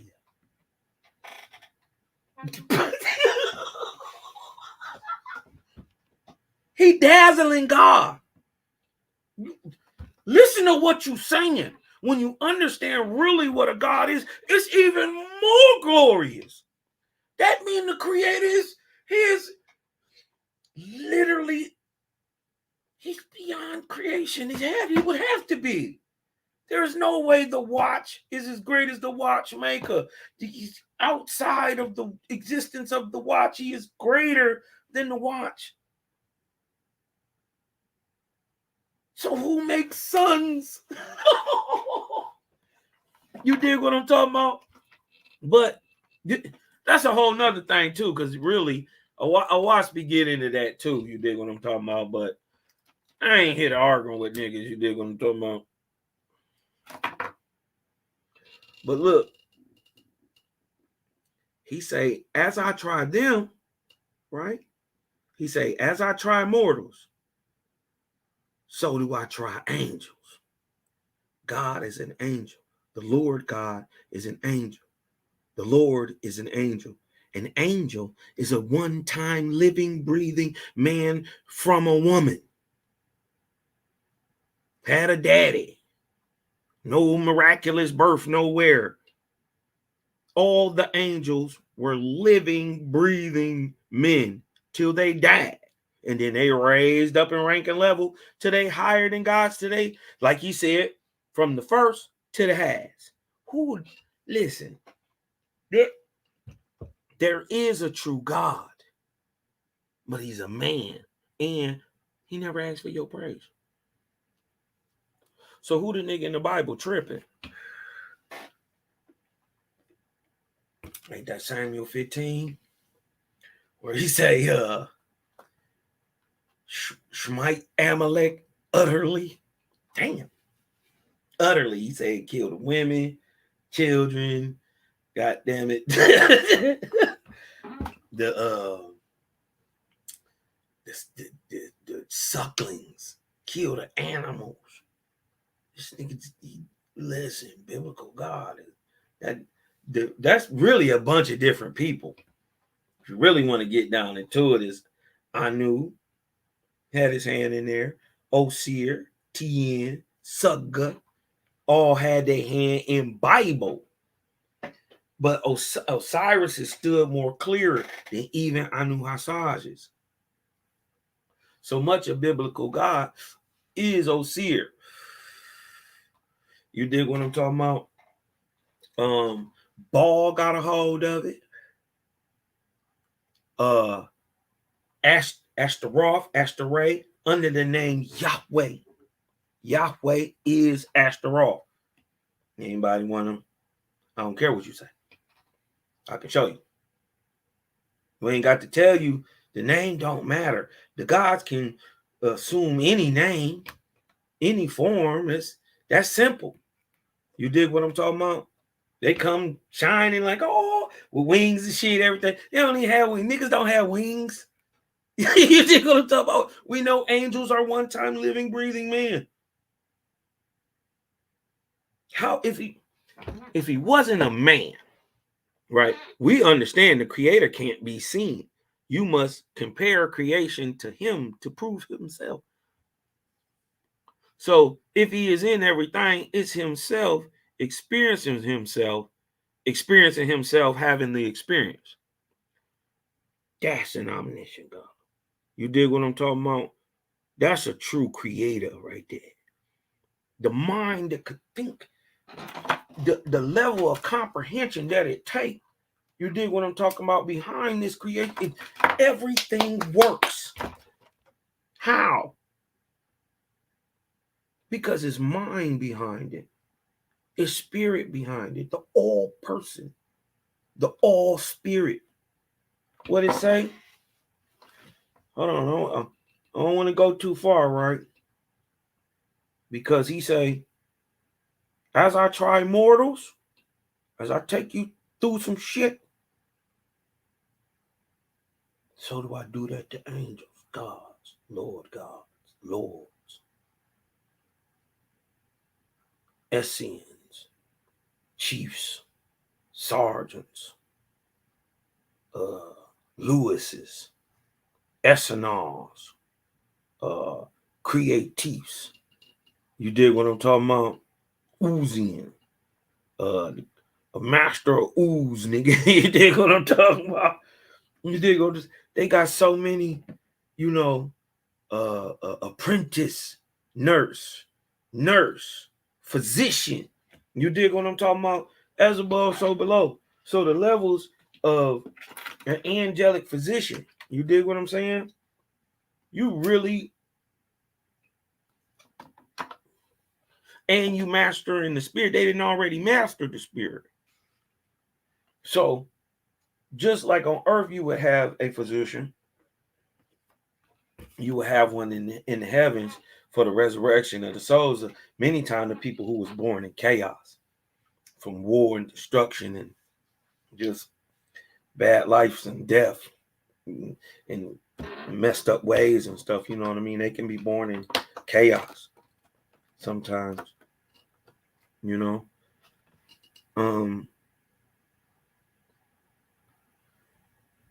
But he says, I try them, so do I try my God. As I try man, so do I try my gods. Forever and forever do I keep before them the testimony of an all higher, right? Watch the Ahuan lifespan, though. Watch this shit. Now it came to pass on earth that the time of a generation of mortals had risen from 12 years to 80 years.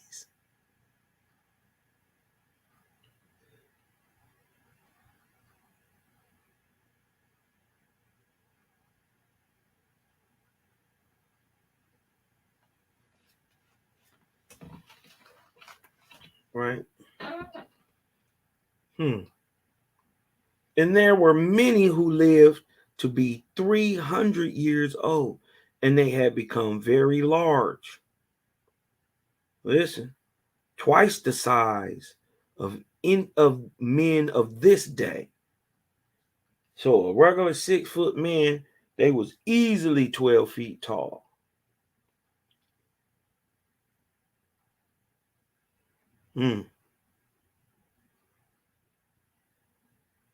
Twice the size of a man of this day, but they were without judgment and of little sense, hardly knew they were their own species, and they mingled together, relatives as well as others, so that idiocy and disease were the general fate of the tribes of men, and they were large and strong and prolific. This then that followed is the grade of declension in the heavens of the earth, that is, after Kishalan had changed the period of generation from 12 years into the upper grades, to which, you dig what I'm talking about? I always wanted to know Kishalan. That stuck out to me. You dig what I'm talking about?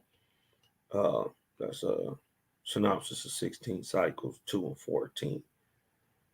Now, did an angel change? The period of a generation?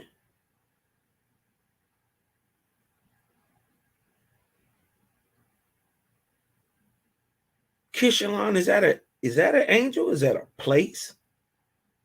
After Kishalon had changed the period of generation from 12 years into the upper grades, to wit, Abner, seventh dawn of Dan, enduring 3,200 years in high staff, Etherian Aja 7, Hotin, grade 99. You dig what I'm talking about?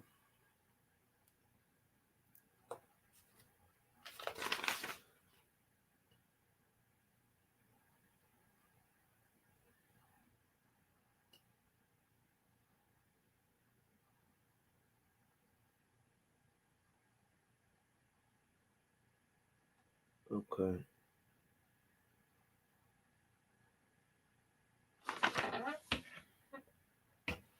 You know what I mean? It was so much going on. You know what I mean? At this time, to literally try to think about race when you got 12-foot men running around you that'll chop your head off and eat you. Yeah, some of your ancestors were some beasts. It's that you just stop playing like you ain't heard about that shit. All of them ain't white. You know what I mean? It is what it is. You got to get past it, man. Okay. But look, we was on this thing, man. We don't even kick it like that on race, man. Y'all don't even know what's really going on, man. You dig what I'm talking about? You got to get off the race shit. It's so beneath us. You dig what I'm talking about? But when people who got these old ideas and shit really spark their head and show who they is, you better believe them. You dig what I'm talking about? But look, we gonna show the master tonight. We gonna run through it a little bit. You dig what I'm talking about? It is what? It's Friday? Friday or Saturday? I think it's Friday. Anyways. Let's listen to the master. Huh? What do you think Dr. Cresswell's doing? She learning and teaching right now. Already. This what our sisters got about to have going on. You do what I'm talking about in the high heavens. This what our sisters about to have going on. Watch this. This the master. Dr. Frances Cress Wilson, right? If I'm not mistaken, in this one, she in Detroit too. But watch her break it down for you. Because if you didn't know what it's about, you about to know what it's about. Don't make it feel no way. Adjust. You did what I'm talking about. Master. You did what I'm talking about. The situation.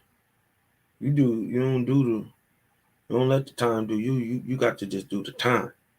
You know what I mean? You don't let it do you. And you know how to move in this world, man. Be good to people, man. Look, check this. Practicing in Washington, D.C. This the master. I have arrived at the point where I the feel guru. That the most important the Mahatma. thing that we as Black people need to understand is this powerful dynamic of racism. Francesca, because she get the on the end of her name from the Hebraic meaning of the creator. If you do not understand white supremacy racism, what it is and exactly how it works, everything else that you think you understand will only confuse you.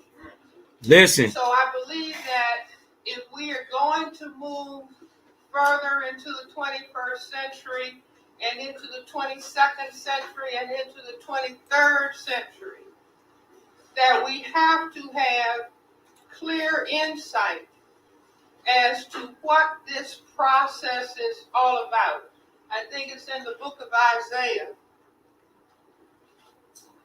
If you do not have, those who do not have a vision, if there's no vision, the people will perish. I guess that's, if there is no vision, the people will perish. Meaning we have to have a more global understanding of exactly what the forces are on this planet, so we can actually do short-range planning as well as long-range planning. I started thinking about racism when I was doing a residency in general psychiatry at St. Elizabeth's Hospital in Washington, D.C. Listen. It was a program that was based on Freudian psychoanalytic theory, and nothing was really being said about the mental health of Black people. I'm a third generation physician. My father was a physician. His father was a physician. And my parents told us that you are getting an education not to lead your community. You are getting an education in order to help your community. So the Black patients that I would talk to and take a history on, within the history of every Black patient would be aspects and dimensions of racism. And when I was an undergrad, I considered myself to be a Marxist. I thought that economics was causing racism, that it was a means for economic exploitation. Well, you can have ideas as an undergrad, but when you are a physician and responsible for the care of patients, you really have to know what you're talking about. I remember going home when I was an undergrad. You know, my parents and my grandmother were sitting at the dining room table, and I announced, I'm a Marxist. And my grandmother said, the more education they get, the dumber they get. But anyway, talking to patients and seeing this gigantic monster in the middle of their history about racism, I said, I've got to really understand racism in depth. And the training program that I was in, it was at a federal government hospital. All the people in charge of the training program were white people. And they actually taught us, there were a few Black residents, I think 3 out of 12, that Black people did not have the intellectual potential to benefit from psychotherapy. That the best treatment for Black people was medication. Well, that did not compute for me. So I said to myself, I want to understand really more about racism. I happened to have been at a social gathering, and these were Black people sitting around after a Black Power Committee meeting. And I heard a gentleman across the room say, racism is a system. It was almost like a light bulb going on. That was Neely Fuller. How many of you are familiar with his work? I consider him to be one of the critical thinkers in our group in the 20th century and into the 21st century. He was saying that racism is a system, and because we got to get this really in our head. He said it was a system, and the system functions in all areas of people activity: economics, education, entertainment, labor, law, politics, religion, sex, and war. And that the purpose of this system is to maintain the power equation of white over non-white, white power over non-white powerlessness. And so I thought this was a very profound concept. Those of you who are familiar with the work of Dr. Du Bois. Dr. Du Bois in 1903 said that the problem of the 20th century is the question of the color line. This is the problem of the color line.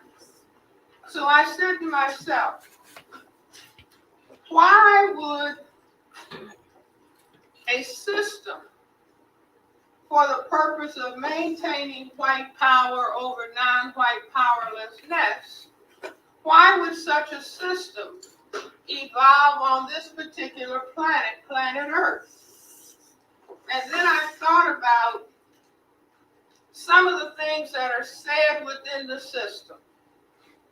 one of the critical things is that we are taught that white is a majority. Is that right? And we are told that non-white is genetic inferior. And then I just thought about the things that, you learn going to school for a long time and going to medical school. I said, wait a minute, white is a tiny minority. Fewer than 1/10 of the people on the planet have white skin. And instead of black people being genetically inferior, the ability to produce this black pigment, melanin, is a genetically dominant trait. And we have an excellent example in our president, Barack Obama. His mother is white, his father was black. And you mix these together, and what do you get? A colored person.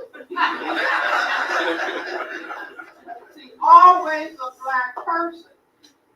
So I said that, okay, on this planet Earth, in the 15th century, we had Columbus, 1492, coming out of Europe and realizing that the earth was round and not flat. And everywhere these white people landed, they found colored people, right?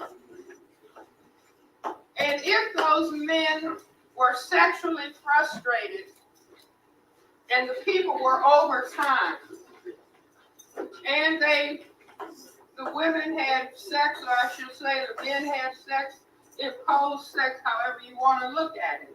If they waited around 9 months, they found that all of the children looked like the mothers.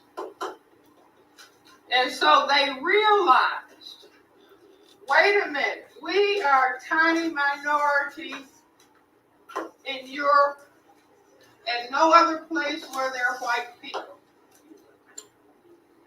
So they said, wait a minute, what if these men got in votes? And started going from south to north. We could genetically disappear. Now this may not make sense to black people, because under white supremacy, black people try to get rid of their color, don't we? White people don't want to disappear. And I have asked audiences of white people, do you want your children to be colored? Do you want your grandchildren to be colored? Do you want your great-grandchildren to be colored? Do you want your great-great-great-great-great-grandchildren to be colored? I'm polite and they're polite. What do they say? No. Meaning they don't want to disappear. So I said, if you mean this, then you have to do certain specific things in all of these areas of activity so that white does not disappear on planet Earth. Now, unbeknownst to us, this is the critical underlying motivation for all of the behavior of people who classify themselves as white on this planet. I don't know how many of you are familiar with the name Tom Metzger. He was one of the arch white supremacists or white separatists. Some years ago, I was on a television program in Los Angeles when President Reagan's son had a television talk show. And so this particular show was a panel of people, might have been 10 people, talking about race and racism. I just happened to be sitting next to Mr. Metzger. And so during the commercial break, I kind of touched him on his arm. I'm sitting right next to him. And he didn't say, "Don't touch me, nigger." I said, "Mr. Metzger, tell me something. What percentage of people who classify themselves as white are fearful of white genetic annihilation?" And he answered very politely. He said, "Dr. Welsing, nearly all of them. But they are ashamed or afraid to admit it."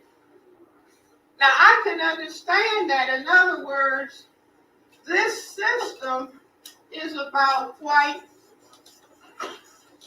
genetic survival.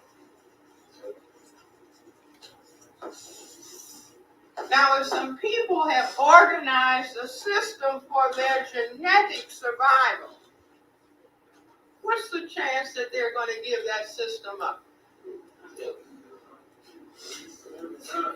None. See, they worked hard. And we can consider it unjust. It's the most unjust system that has ever been devised on the planet, where you have 1/10 of the people deciding that they need to control 9/10 of the people on the planet. But all along, I maintain we have not understood this. We thought when we were formerly enslaved, if they would just take off the chains, everything is going to be okay. So they removed the chains, and then what did they do next? They put laws in place to accomplish the same thing. And we went through the 1960s in what is being called the civil rights era. And the black people, with all of their dignity and their pride and their courage, going up against horses and hoses and dogs to get the vote, to get that change, coming out of that movement, saying black pride, black is beautiful, black power, black self-respect. And the people who had something else in mind said that's dangerous. If people are talking about self-respect and dignity, and I encourage everybody to look at the films Eye on the Prize and look at those black people, men and women and children, going up against a horrific force. But they were determined and they had their self-respect with them. But the system said, this is dangerous. If we let these people go forward, talking about black pride, black dignity, black is beautiful, we will be in trouble. So we have to have something for them. And I maintain that's when they decided, well, we have to feed them images of Superfly, prostitutes, pimps selling drugs, men kicking women, all kind of language. Following that up into the present with having black people call themselves niggers and dogs and gangsters and thugs and bitches and hoes. Now, once that's in the brain computer, you can do anything. See, that's the complete annihilation of self-respect. Now, we didn't understand it. We thought, oh, this is just entertainment. Like the movie Monster Ball. Or the movie Precious. You see, or the movie for colored girls.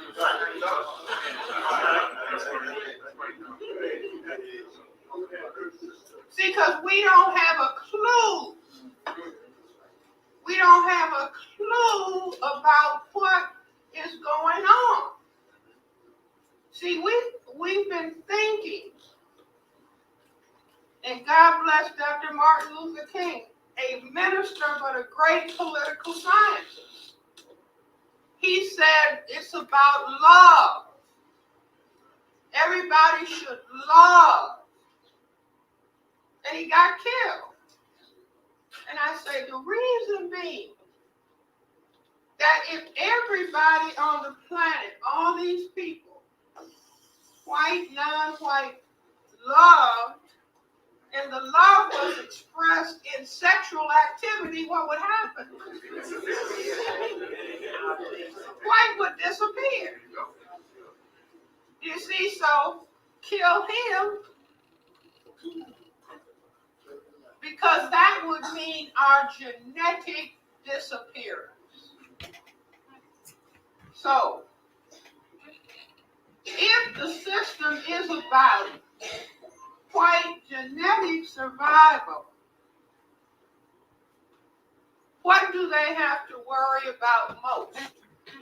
Listen.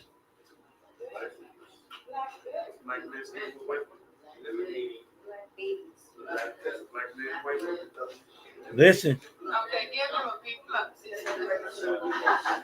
Black men, white women. Okay, but let's even take it further. In that honor and humility in the house, King Malachi, peace to the righteous gods, man, create a gang. They don't have to worry about black women. Listen. Why? It's the master teaching right now.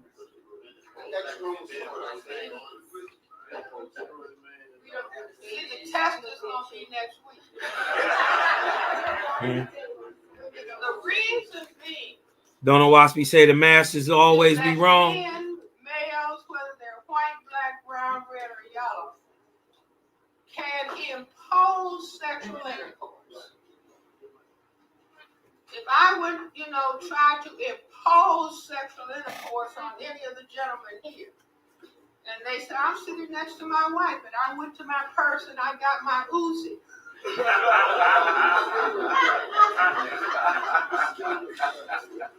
And I frightened the man. What's going to happen? I hope everybody got that.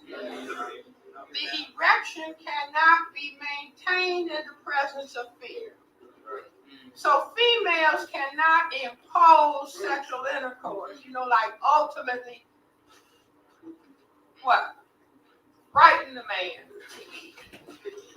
Now the Creator made that possible so somebody, if they were in danger, who she talk about? Conflict. You see, it's fear. Fear listen, man, unemployment can cause a man to have erection problems. Are you don't think these people knew, man? You listen. So, okay, but let's even take it further. Next to my wife, and I went to my people in danger, they wouldn't be in conflict. You see, it's fear. Fear about unemployment. Okay, but let's even take it further. In that, if the concern is white genetic survival, they don't have to worry about black women. Why?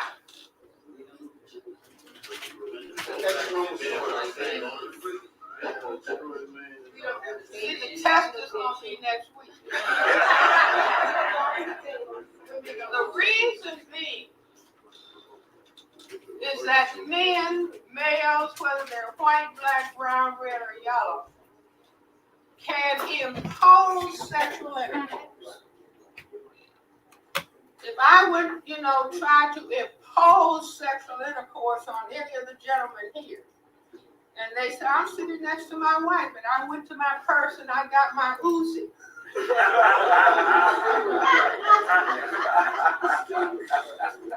And I frightened the man. What's going to happen? That's not going to work.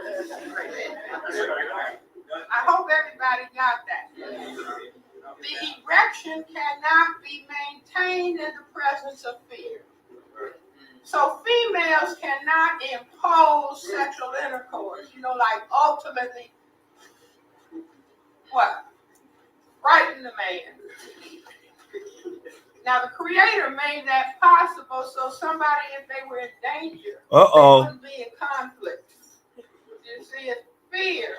Fear about unemployment can cause a man to have erection problems. Are you all with me? So there's a reason that if the concern is genetic survival, and see, we are decoding this material because we have thought somehow there's some white people who are going to work with us. Sometimes we thought it was Republicans, sometimes we thought, with Lincoln, and sometimes Democrats. Right. But even President Obama is finding out. It could be Republicans or Democrats. But if it's a black man that they're being asked to support, they start jumping ship. Because the test for white people, see, in other words, they work 24/7. They don't sleep. They got 3 shifts going. See, we work 1 shift and then go to bed and then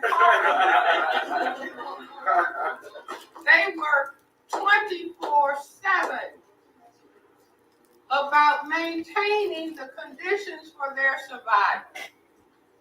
You see, because it is very serious to them. And if they have some people who classify themselves as white, who start looking like they're getting out of line, what's the question that they ask? Are you a nigger lover? You see, are you with us or are you with them? Now, this is a fundamental question that has to do with the issue of their survival. So we cannot depend on communists, conservative liberals, libertarians. And see, this is not a lecture about hate white people. It is a lecture of... As my brother brought up, this is the author of the ISIS papers, Dr. Francis Cress Welsing, man. If y'all don't know, man, y'all need to check the sister out, man. She's one of my sheroes, man. Real talk. She give it to you raw. You dig what I'm talking about? And then hold on, I want to fast forward. Well, I want to give you the basics. That is genetic white survival. That's the problem. But let me tell you what the problem is. And if you don't believe these people been reading on WASPy and you don't believe that they believe it, you slipping. You lacking, like the kids say. You lacking. You did what I'm talking about because they know this here, right here in America, right? This is the promised land. They trying to be here too. It's the fear that they're gonna miss out on something. We gonna mistreat them like they did us. It's not what's gonna happen. It's the fear of the loss of power. You dig what I'm talking about? But look, dig, right? Why though? And this is the level of a WASPy, man. This is the real power behind it, right? But I'm gonna go a little further. I'm gonna drop it just a little bit further with Dr. Wilson, right? I'm gonna go a little bit further. Hold on. I'm gonna bring it up just a little bit further. I think it's right here. The truth and the reality is that we are in a system of racism, white supremacy. Uh-oh. See, we're told that the system of democracy has imperfection. No, we are in a system of white supremacy that has been perfected. Uh-oh. And that's why we keep staying basically in the same position. Uh-oh. And as long as we don't understand we're dealing with a system,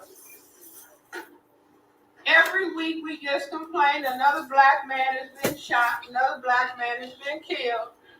You say, oh, 10 over there, 3 over there. Oh, well, let's add up the statistics and somebody will run and complain about it. But if it's happening over and over again, that implies intentionality. And if the system is about white genetic survival, listen, who is the enemy of the state? Yeah, the black man. Do it start to make sense to you now? See, in a war, Creator said you'll be the most despised. What? Why though? Right? I want to read you something about the foundation of Jehovah's kingdom on earth being here, right here in Guatemala. Right? This is Sethantes. First God of the very first ark during the creation of man, 75,000 BC. This is the first 3,000 year ark cycle was ran by a god named Sethantes, also called mistakenly Ptah. You dig what I'm talking about? Sethantes is a G.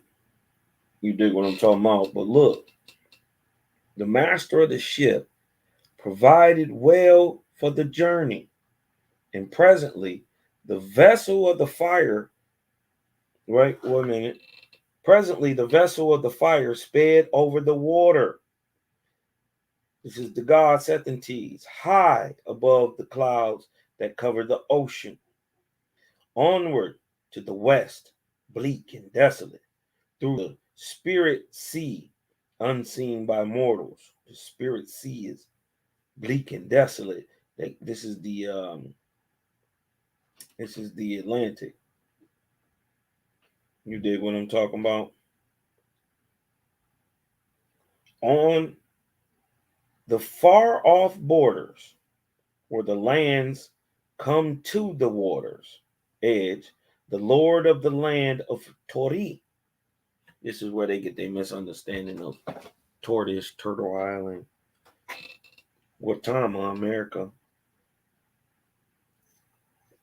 right?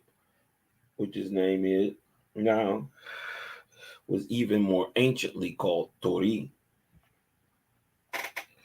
Now, this is in the very first keeping of time, 75,000 years ago, the beginning of the time where men were born with spiritual ability, right?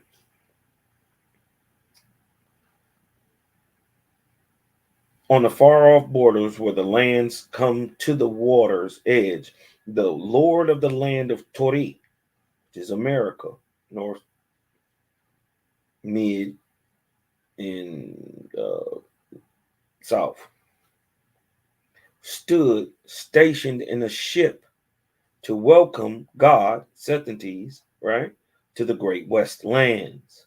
This is America. And this was the land called by the angels in aftertime North Guatemala, or North America, signifying, what does Guatemala signify? The meetings of the nations and the dawn of Cosmos. Why is that important? Right? Why is what's happening here so important?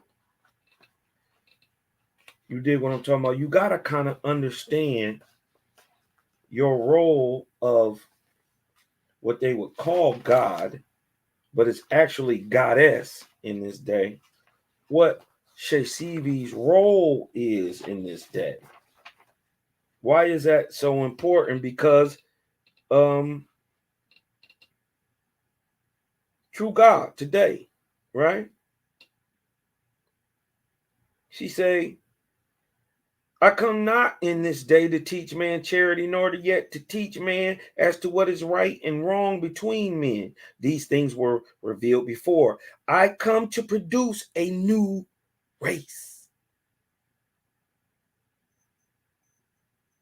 and show them how to fulfill the former commandments.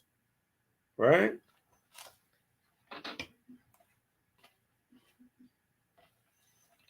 This is why, and this is what the land of angels and aftertide called with Thomas signifying the meetings of the nations and the dawn of Cosmon, right? This is the great melting pot over here, right? Look what happened. Pay close attention to this too. God came down out of the ship and stood on the land, and a light of Ethereal flame descended upon him. And the Creator, Jehovih, spoke out of the light, saying, Hear me, O my son. Hither have I brought thee. This land, America, is the last of the circle, even as Waga or Pan was the first. Behold, when the earth is circumscribed around about with such as choose me, I will come hither with great awakening light to the souls of men. Ain't that what's happening right now? Don't they call this the information age? You dig what I'm talking about? Ain't this the time right now? Did you see this advancement so fast?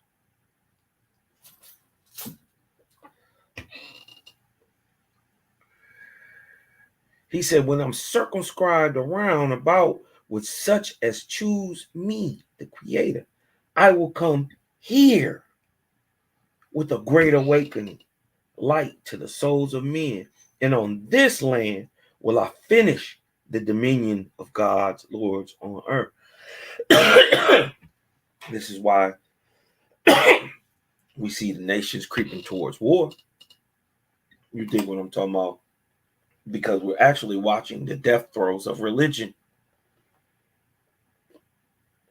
Don't be confused. Right? Because in this land, America, Creator said, I will finish gods and lords on earth, even as on Waga. Through thee and thy lords will I now lay the foundations for my kingdom. On this land will I raise up a people who shall be the fulfilling of that which the Ions of Waga profess. For my chosen shall come out boldly against all dominion, save mine, even Jehovah. There's only one people doing that today. That's the faiths.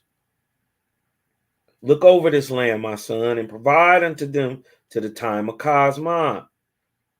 You dig what I'm talking about? My prophet shall foretell thee what shall happen. Thou shalt look upon the mountains and the strong standing rocks, and the thought of thy soul shall pierce them, and the impression thereof shall be as a written book before the races of men in that day. What is he saying? Neither shall they know the cause, but they shall come forth in tens of thousands, putting away all gods and lords and ancient tyranny for my sake. Thy soul shall be my talisman, deep engraven in the land and water and mountains. What? Who is these people he talking about?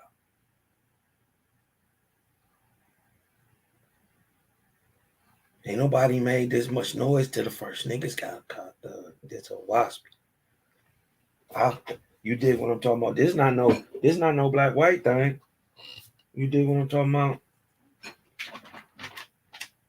This is a soul thing. You know what I mean? Certain people got different gifts. You know what I mean? So when they take a thing and when you comprehending on the thing and you thinking about it spiritually, it's bigger than what you may see. You dig what I'm talking about? This is the birth of phonetics, because when you see a porcupine, you dig what I'm talking about? There's a whole bunch of things that come to your mind. You know what I mean? But the signal or the sign is the thing. But what gives it its sound is by what it does. So that's just another proof that no man could have came up with this spiritual advancement on his own. This is why you couldn't think. There's no way JBN wrote this book, but he say he didn't too. So you dig what I'm saying? Now look, he say, neither shall they know the cause, but they shall come forth in tens of thousands, putting away all gods and lords and ancient tyranny for my sake. Thy soul shall be my talisman, deep engraven in the land and water and mountains. On this land alone shall not any Lord nor God be established by the sword. Still pretty much it isn't to this day. For it is my land, which I planned for the deliverance of the nations of the earth. The host, of both the ships came and joined in Gleason reunion after 100 years absence. Right? So these guys knew each other. Right? Tori and Sethantes was homies, but they hadn't seen each other in 100 years. And it came to pass that God traveled over the land and waters of the great west continent. In all the places that the Lord had searched out, to the east and west, and north and south, even to the farthest boundaries, were revealed and recorded in the books of heaven. Now look, this is interesting. Verse 10, and thou, my Lord, shalt mark out the place of the dominion of Jehovih in the founding of his kingdom on earth.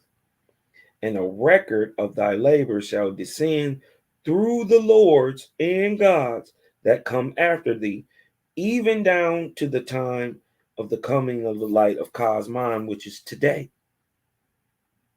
Right? What is he talking about? Where is this land? He said, listen, God said, and thou, my Lord, he's talking to Tori. Sethantes is talking to Tori. And thou, my Lord, shalt mark out the place of the dominion of Jehovah in the founding of his kingdom on earth. And a record of thy labor shall descend through the lords and gods. So that means it came down to men. It's going to descend. This record going to be left. It's going to be remembered. It's going to start being called back. Listen. And the people. What people? There's only one copper-colored, generally tall and athletic man with black, long, and coarse hair.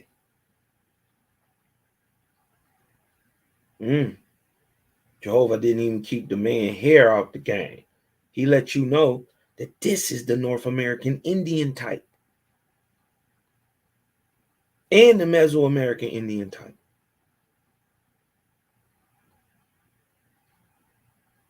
The Mesoamerican and American type is negroidal. And we don't need nobody to have the epicanthic fold or good hair or to make white people. So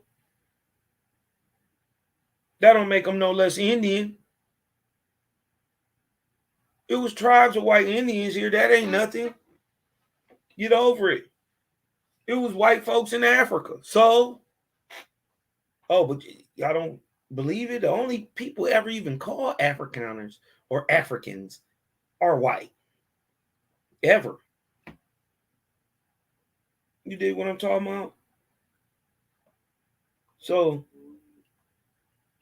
he say, a record of this, of thy labors, because he marked out a place for the founding of his kingdom on earth. Where is that? You dig what I'm talking about? In the private bills, we get into stuff like that. You dig what I'm saying? I got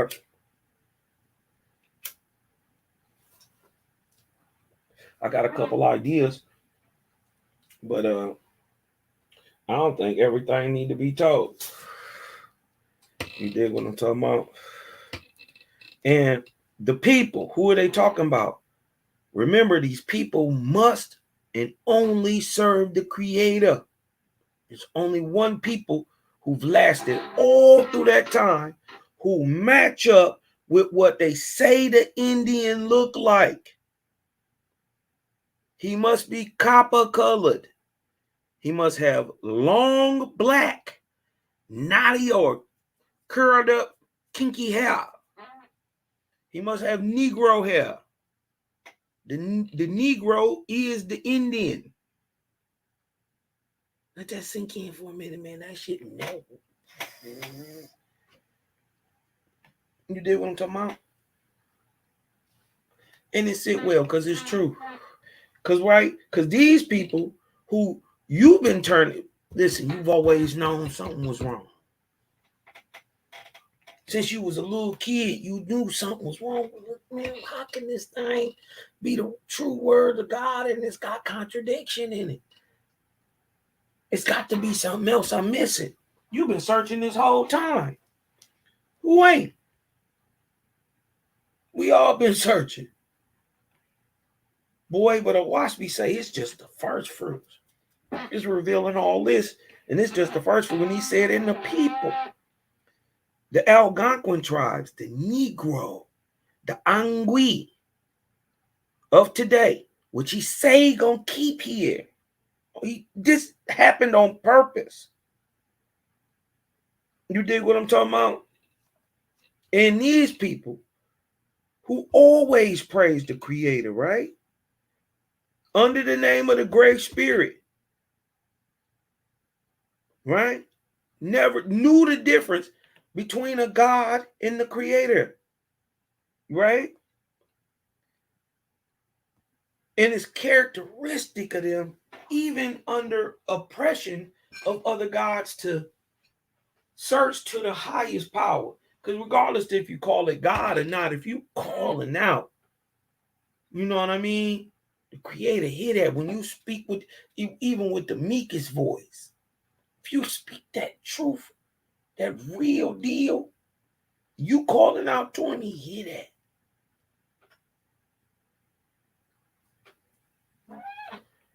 You dig what I'm talking about?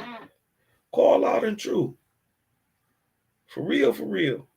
And I don't think he's simple enough not to know the difference. You dig what I'm saying? But look, in the people, right,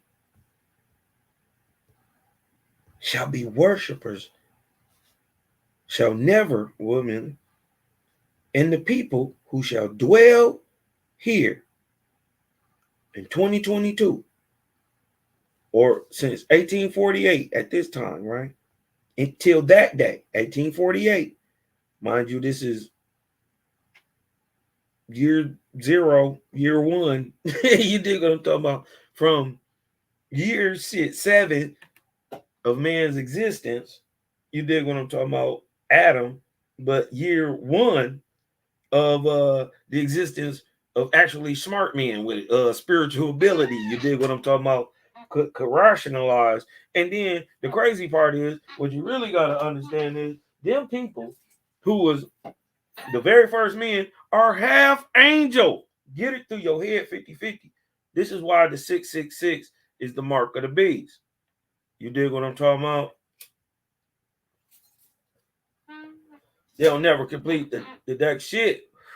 The next verse say, and the number of a man. 666 is dealing with DNA rates.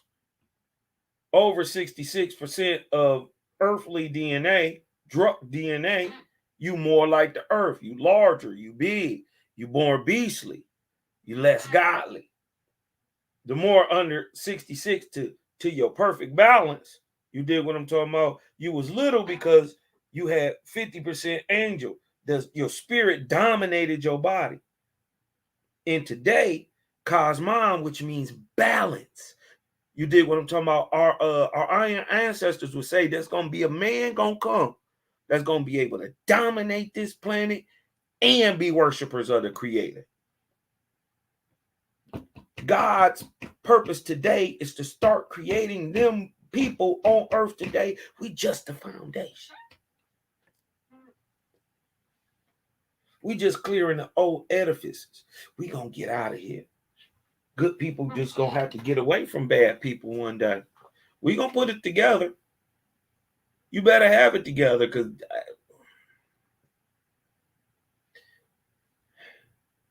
if the timetables of prophecy are anywhere near correct, y'all better go back and look in history, right? What was going on in 1922? Go look. I'm just saying. And then go look at what was happening in 1927. Then go look at 30.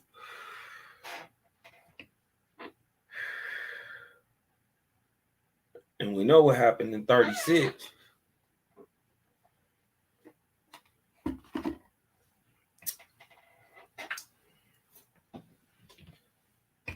These things could be repeated. Y'all better be sharp. Y'all better be smart, man. This is a thing. Watch me something different, bro. It allows you to put things on. It literally teaches you how to prophesy. What ain't y'all getting, man? When I hear people say stupid shit like, "Oh, it's devil," and "Oh, this witch work," and woo woo woo woo woo, man, I would, if I dare you, find anything in this thing that's wicked, that got something to do with the creator like that, or anything that it tell you to do in its doctrine that is harmful in any way, or it tells you to hurt anybody anyway, anything demonic, any bloodletting, any sacrifice. Never asked for none of that, right? And these people, and look, the Algonquin tribes, right, worship the Great Spirit Jehovih only. We know that. Who are the Algonquin? Who are the Ecoquim? Who are the sons of the Ions, the Ahuans, the Anguis? They are today known as Black and Negro, Amerindian, Aboriginal. You dig what I'm talking about? It is the Negro of the stock. He ain't nowhere else in the world neither. Listen, if you ain't never been traveling, ain't nobody like an American boy. Real talk. We got sauce everywhere in the world.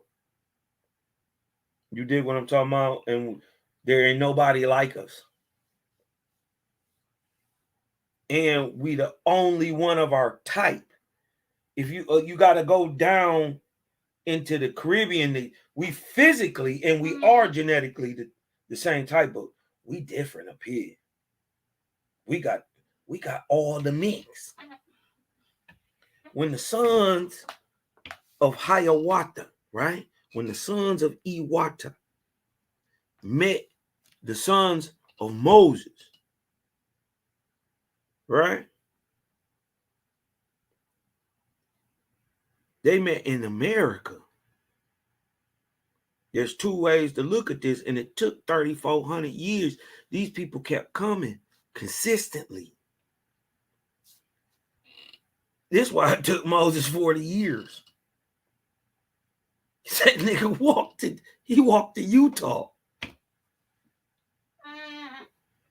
Huh? Watch this. Let me get to something for you real quick. We're gonna get up off this real quick, man, because we don't want to get on that vibe, man. Listen, watch this. Hold on.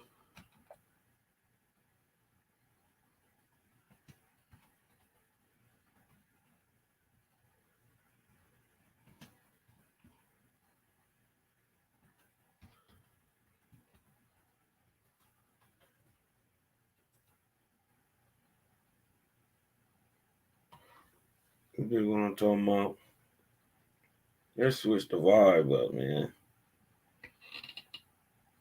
Look at this, right? Look at this.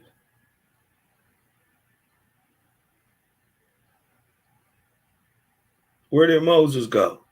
Now, people say, now look, this is Mount Nebo.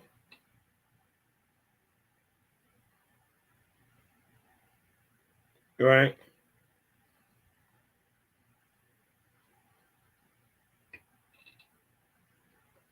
Seven days ago. Watch this. Did Moses go to Pisgah, Nebo? Ain't that where he went and looked over the land? Okay.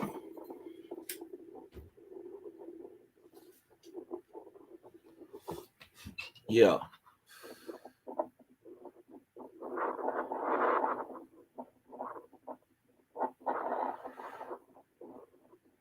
This is Mount Nebo. But watch this.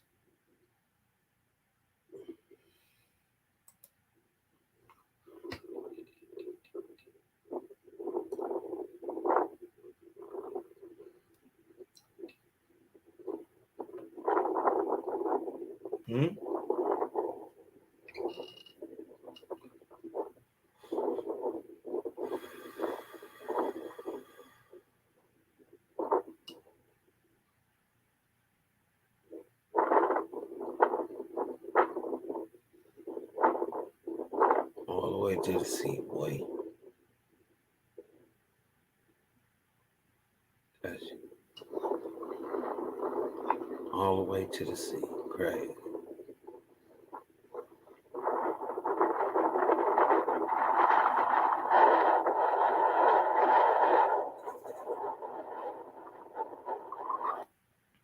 Watch this, man.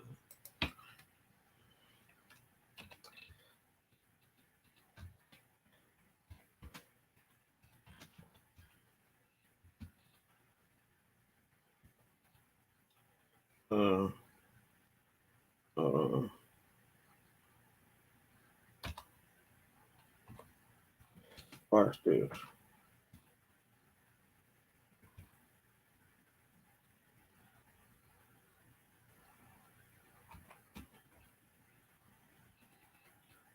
Watch this.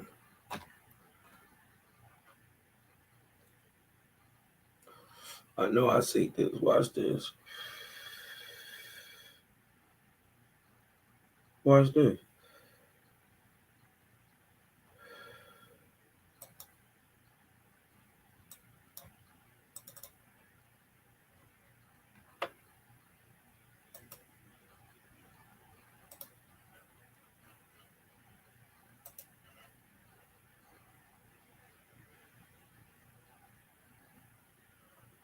Oh shit, hold on. Let me stop sharing. Excuse my friend.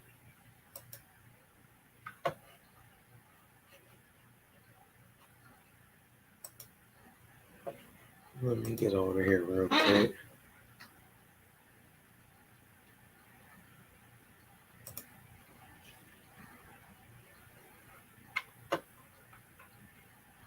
Try this strange 10-second technique tonight to reverse type 2 diabetes. Most people can... What? Hold on. I want to share this with y'all. Many of y'all probably seen this brother. He break it down. I like the good brother. His name is Mayo. You dig what I'm talking about? Mayo be coming with it. He just read the text, man. You know what I mean? A little common sense, little logic on it, and some research, man. You dig what I'm talking about? We go from a theory, an idea, a point of even belief. You dig what I'm talking about? A concept, and you build on that by what can be proven. You know what I mean? And so let's get to it real quick. It's also, many things to correlate what we're saying and what we're finding in Utah, and to prove that America is the true old world. All right. Want to give a special shout out to 432 The Drop Radio YouTube channel, Con Drop. He's actually the one that put me on when to he this. say old world, you got to understand what he's saying. He really, they all came at, well, the oldest is now under the water, Waga Pan. But you got to understand, China had that civilization booming when we were still shooting arrows and shit. They was building massive pyramids and mounds and cutting the biggest stones in the world. You dig what I'm talking about? The biggest stone in the world is in China. It's not the Trilithon stones. You dig what I'm talking about? A ball back and all that. It's not that. It's in China first. And they bigger. And it's funny that now, on average, the smallest people in the world back in the days used to produce the biggest people in the world. Their land was literally giants, monsters. You dig what I'm talking about? Regularly 15-foot men. Regularly. And I ain't talking about no skinny, wiry, weird guy. I'm talking about 15 pounds put together. You dig what I'm talking about? He easily weighed 1,500 pounds. A man. He's a big old giant man. Them is your ancestors. Them are your Ahuan ancestors. They copper color for the most part. It's white Ahuans too. That don't change neither. You dig what I'm talking about? So please get past that, y'all. You know what I mean? But look, this is going to show Nebo. You dig what I'm talking about? Moses and them got here. Remember, think about this. If the Bible say, right, the people who walked around for 40 years that stayed over there, we know we talking about over there, right? That walked, these niggas was in the desert for 40 years. They didn't know him, right? Well, then where was Moses in them? That right there lets you know they talking about two different people in two different places. The question is, where is Shekel Mareth? Where is the Reed Sea? Because it ain't where the Red Sea is. And to get to the Reed Sea, you got to go west. Huh? But then guess what? Creator made you love to go west. Just like the American, he made him go east. Huh? Just on the Guatamian, he made him gave him a love to go east. This is why even in our country, in our oldest rocks, and it's always in the biggest, the processional sun temple. You dig what I'm talking about? It's always set to the east. Because we knew where it was coming from. Remember, we'd always praise the Creator here. And anytime we got with a Lord or God or anybody at war, it was all bad. You dig what I'm talking about? And everybody didn't did that, man. But now it's time to wake up to a new thing. You dig what I'm talking about? But dig this. Moses is over here in America, right?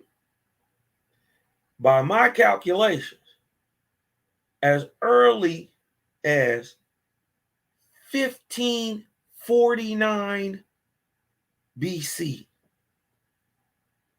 1548, 1549 BC. By the time they're 40 years walking, they're in Utah. He split the Atlantic, not the Red Sea.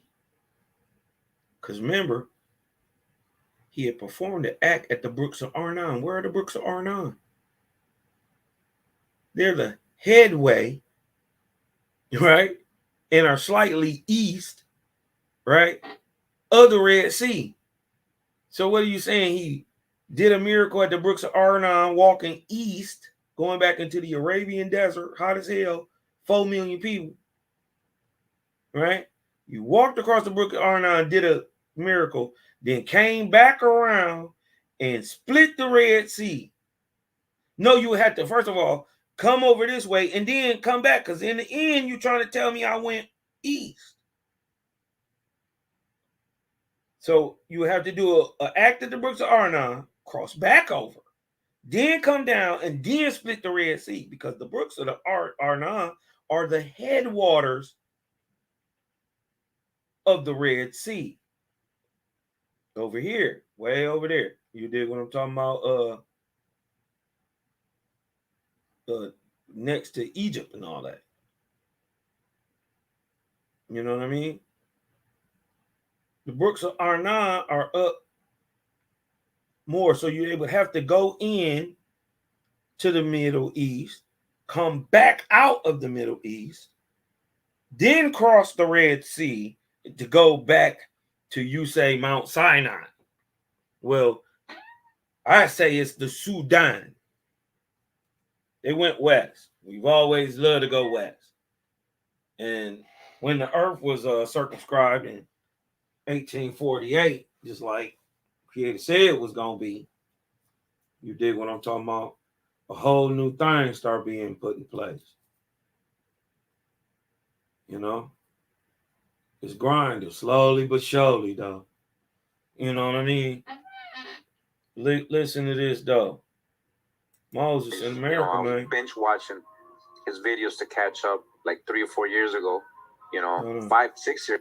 Don't know anything about this. I've never seen my old Moses in America video that's been censored a lot.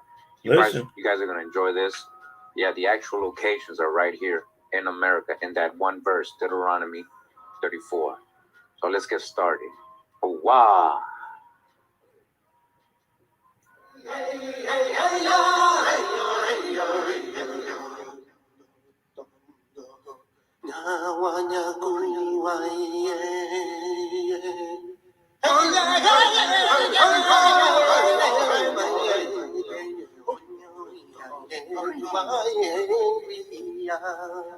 All right.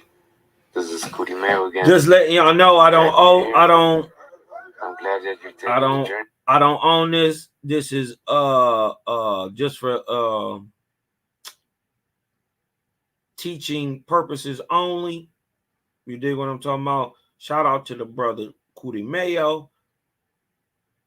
But this is what you find when you look. Journey with me still. So we're here in Utah, Judah, Utah. As we saw in the last videos, the copper-colored tribes were here. The Hebrew copper-colored tribes were here. We saw how the Aztec and the Mayas had a most Hebrew, in fact, because these are the people who crossed over, or the ones who crossed over the great waters, which is what Hebrew means. You dig what I'm talking about?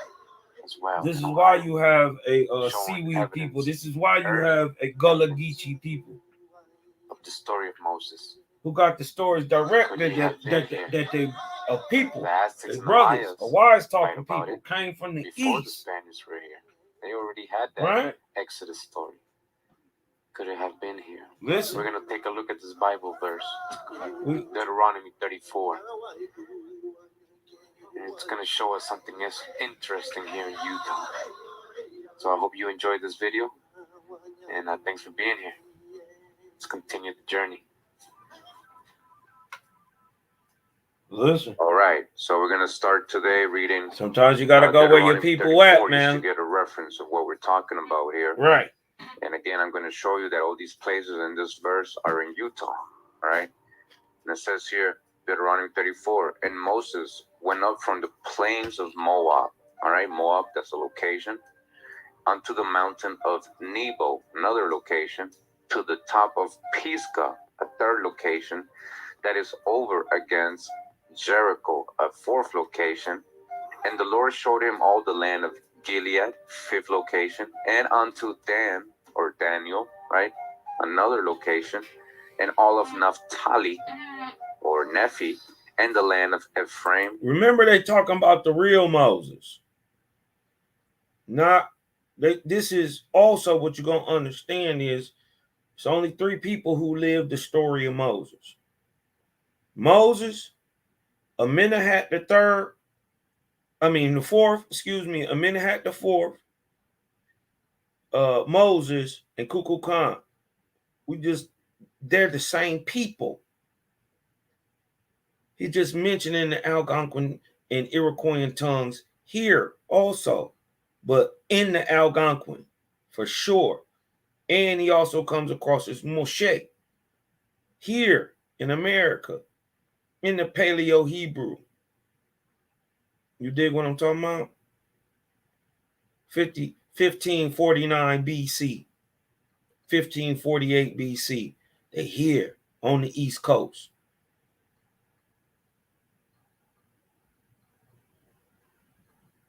Check this. And Manasseh. This is why I took all the land of Judah unto the utmost 40 years. All the land, the whole land of Judah.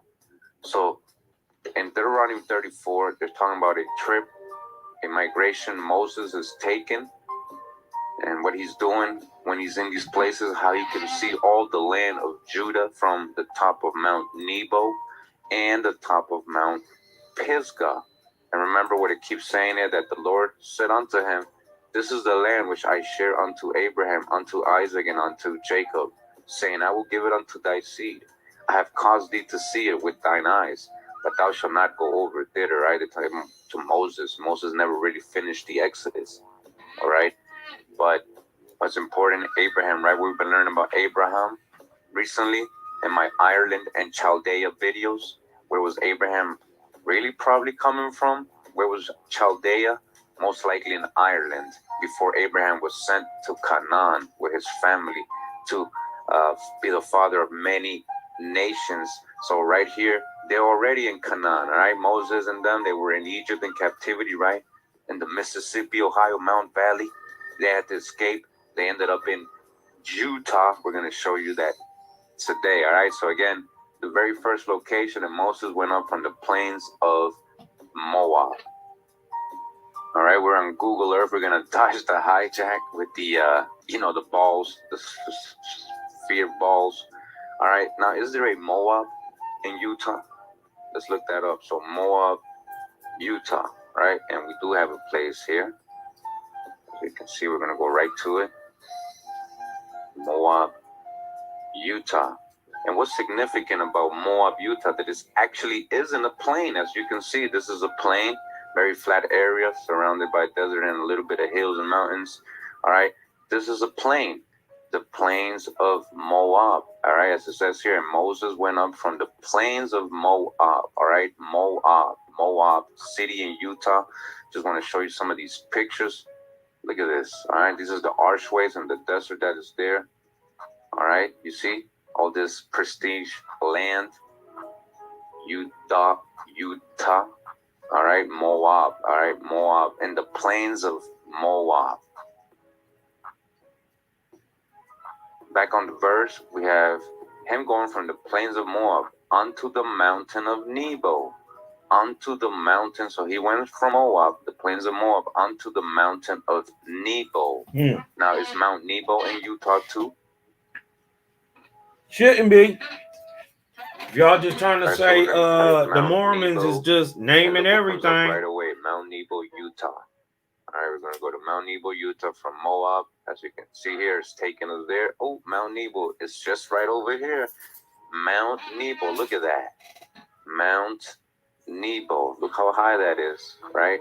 From the plains of Moab to Mount Nebo, right? Some of the pictures here of Mount Nebo. Yes, Mount Nebo is in Utah, all right? And it's actually a lot taller than the fake Mount Nebo in Palestine today, all right? We're going to show that later on today. I'm going to show you guys that, all right? Again, Mount Nebo, all right? It told us that Moses went up from the plains of Moab onto the mountain of Nebo. So real quick, just want to show you on Google Maps, as you guys can see, Moab down here, right? The plains of Moab, right? A plain, and it goes up to a mountain, Nebo, a Mount Nebo, which walking would take 70 hours or 206 miles. So very possible for Moses to go ahead and do that. Of course, he can walk that or horse. You know, that's what they were doing back in those days. All right. So just wanted to show you guys Mount Nebo, Moab. Already 2 locations are in Utah. All right. Look at the mountain. Look how high that is. And you can see the whole land of Utah from here, especially the surrounding towns and places. Look, Nephi, Goshen. All right, we ain't done. The next verse of the Bible says that he went again from the plains of Moab onto the mountain of Nebo, and then from there to the top of Pisgah, another mountain that is over against Jericho. So now we got to look for Pisgah. All right, is there a mountain called Pisgah near in Utah and near Mount Nebo in Moab? Is there? Let's go see. Type Mount Pisgah / Utah, and we got it right away. Mount Pisgah, Utah. Check this out. It's right over here. Again, Mount Pisgah in Utah. Mount Pisgah in Utah. Mount Pisgah in Utah. You see that? Again, he went from the plains of Moab onto the mountain of Nebo to the top of Pisgah, all right? And I just want to show you guys here on Google Maps from Mount Nebo down here all the way up here to Mount Pisgah, straight line almost going up. And they're saying, I guess, is a total of around 53 hours, all right? 157 miles. Again, that's walking distance, all right? And yeah, Moses and these people could have been on horse or walking, you know, doing this. That was normal back then. You see how it crosses the Great Lake, all right? And then the Utah Lake, which some say is the Sea of Galilee, that with the Jordan that empties into the Dead Sea or a salt lake, all right? So again, so far, we got all these 3 locations in the same area. Moab was right over here somewhere, remember? He walked over to Mount Nebo, and then he went up to Pisgah. All right, let's go to the next locations.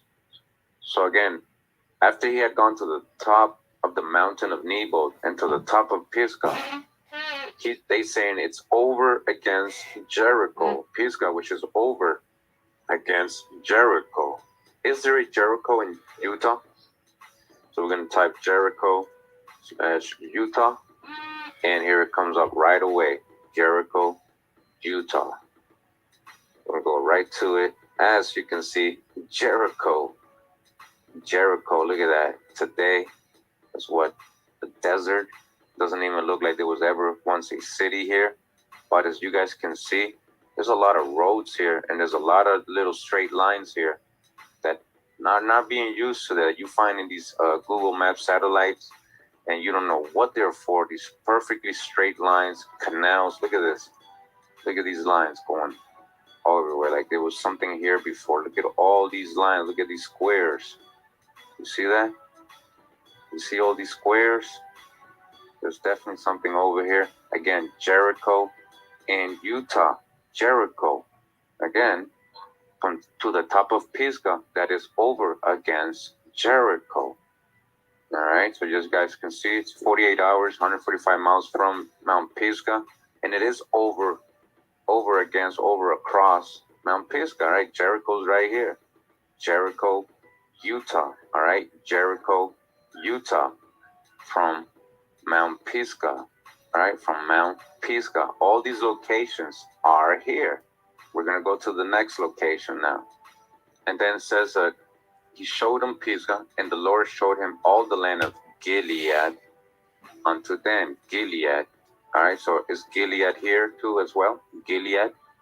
And I type in Gilead, Utah, I get South Gilead Way, South Lake City. So South Gilead is a place in Utah, South Gilead, which was once most likely Gilead altogether, or North Gilead, East, West Gilead, but now it's just South Gilead. Looks like a nice little neighborhood here. Gilead Way, right? South Gilead, Gilead. This is again in Utah, Gilead. And from Jericho here on Google Maps, you can go up, maybe it says 27 hours walking, and you make it to South Gilead Way. Again, this is all visible from Mount Nebo and Mount Pisgah, all these surrounding towns. Remember, we already showed that. So South Gilead, right? And it says that he showed him, the Lord showed him from Mount Nebo and Mount Pisgah, the land of Gilead, unto Dan. Now, does Dan, is there a town called Dan in Utah? Dan? Now, when I typed in Dan, Utah, nothing comes up. But then I tried Daniel, which is the same thing. And look, Daniel, Utah. Daniel, Utah. Again, near the same facility, near Mount Nebo. All right, this is Daniel right here. Daniel, look at that. Daniel, Utah. And it happens to be, look at that, the Church of Jesus Christ of Latter-day Saints, near the Mormons. All right, near the Mormons. Look at this. All right. I just want to show you guys Mount Nebo is right over here somewhere. So from Mount Nebo, you can definitely see the whole land of Daniel and Gilead. He showed him all the land of Gilead and unto Dan or Daniel. All right, from Mount Nebo, you can definitely see it. All right, from Mount Nebo, Daniel, right here, Daniel, Utah. The next place it says here, and he also showed him all the land of Naphtali and the land of Ephraim and Manasseh. All right, Naphtali. Naphtali. Now, when I put it Naphtali, Utah, I don't get anything, but I did notice again Nephi, Utah, which is very, very similar, almost to Naphtali, Nephi, Naphtali, Nephi, Utah. To me, which is very similar, again, in the same proximity. You can definitely see Nephi. All right, as you see here, you can see Nephi, the town of Nephi, from Mount Nebo. Mount Nebo is right here. You see Mount Nebo right here, guys? Zoom in some more. All right, you see it, Mount Nebo, and you go down, and you got the town of Nephi. All right, Nephi, Naphtali, Nephi. All right, maybe some of you are saying, well, he's reaching. I think this is very so similar. All right, now it says he also showed him the land of Ephraim. The land of Ephraim. So we type in Ephraim here in Utah. Look, first thing that comes up, Ephraim Canyon, Utah, Ephraim, Utah, Ephraim, Utah. Where's Ephraim, Utah? It's going to take us there right now. Look at that. Ephraim. That's in Utah as well. And again, you can see this place from Mount Nebo. All right, you can see all this from Mount Nebo right here. Mount Nebo is so high, you can see all the way to Ephraim, right? All the way right here. This is in the plain. Of course, you can see it. This is a lot lower. Ephraim, right? Reference again from Mount Nebo all the way to Ephraim, right? He showed them Ephraim from Mount Nebo. Mount Nebo's right here. You can definitely see it. It's really high. Mount Nebo's really high. Ephraim's in the plain. You can definitely see it. Now in the verse it says that he also showed them Manasseh, the town of Manasseh, or the location of Manasseh, and all the land of Judah. All right, so one more location, Manasseh. Now when I type in Manasseh, Utah, I don't really get much. I don't know where it's bringing me right now. It didn't really bring me anywhere. But I want to show you something, right? Right. So I wasn't able to find it on the map, and there's a reason for that. That's because the town no longer exists. It didn't survive, but there was a Manasseh in Utah, and I found it right away when I put Manasseh, Utah. You can see all these links, right? If you click on the first one, which says Manasseh, Utah, and it says Manasseh, Sanpete, or Sanpete, is located on the west side of the Sanpete River, along the Sanpete Mountains. On the east side is the flourishing town of Ephraim, right? Right next to Ephraim, right? What does it say here? And he showed them the land of Ephraim and Manasseh, who were right next to each other. And what else do we know about these two tribes? They were brothers. So they would be very close to each other. They were brothers, right? Ephraim and Manasseh, Joseph's kids, right? So again, Ephraim and Manasseh, they were right next to each other. At one time consisted of 21 families. The town of Manasseh did not prosper like its sister city across the river, and the area is now used only for agricultural purpose. So again, history of Manasseh, Utah. Manasseh was there. Ephraim, Manasseh was there. It didn't survive. It was right next to Ephraim. All right, just like in the Bible verses telling us it was right next to each other, and we know these are brothers, so they might have most likely did have land near each other. Again, we went over all the places here, right? And Moses went up from the plains of Moab. We found that, right? Unto the mountain of Nebo. We found that. Unto the top of Pisgah. We found that. Over against Jericho. We found that too. And the Lord showed him all the land of Gilead. We found South Gilead. We found that in Utah. Then unto Dan, which is Daniel, right? We found Daniel, Utah. And Naphtali, we got Nephi, Utah. The land of Ephraim and Manasseh, both of them, we found them here in Utah. And what does it say? And all the land of Judah, or Judah, all the land of Utah, all the land of Judah, unto the utmost sea, and the south and plain of the valleys of Jericho. All right, the city of palm trees. There's many palm trees around there. We know this. But I just wanted to go over this again so you guys can have a clear perspective, you know, and a clear orientation when we're talking about a true holy land, a true promised land. When we're talking about the true old world, when we're reading these parts of the Bible and the Torah, you know, we're talking about places here in America. You guys got to break the spell, all right? Mount Nebo is right here. Mount Nebo, Utah. I'm going to show you their little hill, their fake little hill over there in Palestine, Israel, right? I'm going to show you how little that is. It doesn't compare to Mount Nebo, where you can see the whole land of Judah, or Utah, the whole land of Utah from Mount Nebo. All right, so real quick, I found this website is britam.org. It says biblical names of Utah, list of names whose biblical origin was confirmed by Moshe Davis. All right, look at all these places named after biblical locations, supposedly, right? Named after, but most likely these are the original places, and they're telling you it was named by Mormons.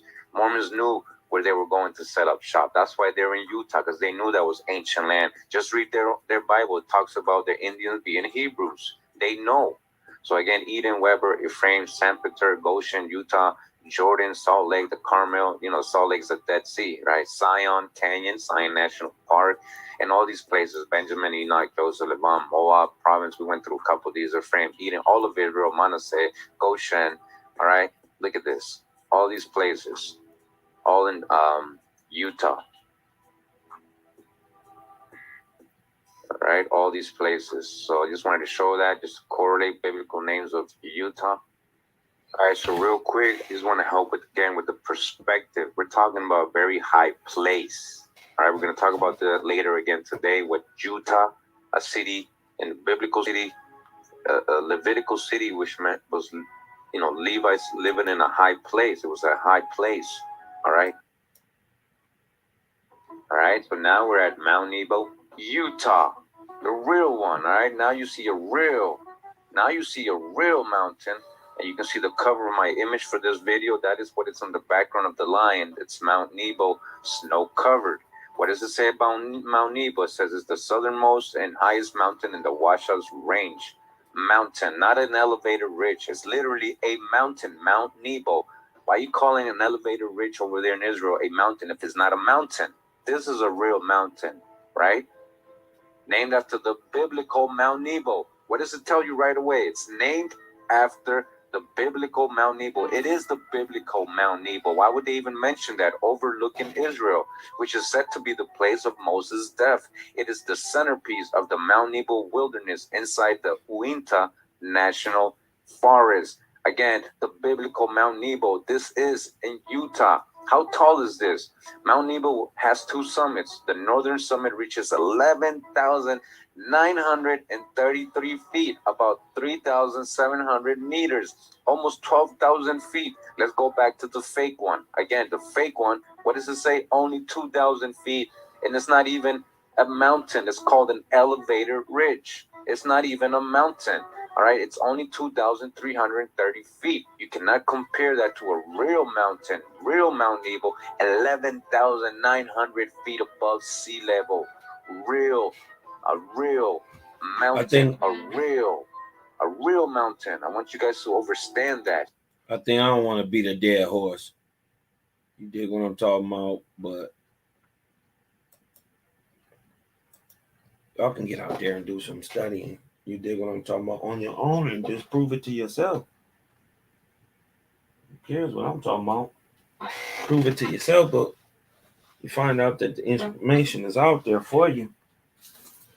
You dig what I'm saying? It starts to change up. What they say is what's really going on when you come into the truth, man. I ain't got time to hate nobody. I don't even got a hater bone in my body. I never been a hater. You dig what I'm talking about? So it astounds me sometimes how the world just is.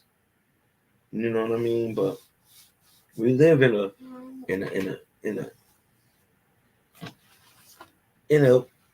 a messed up but a glorious time, man. We're gonna live to see the switch, man. It's gonna be dope. It's gonna be dope. You know what I mean? Shout out to the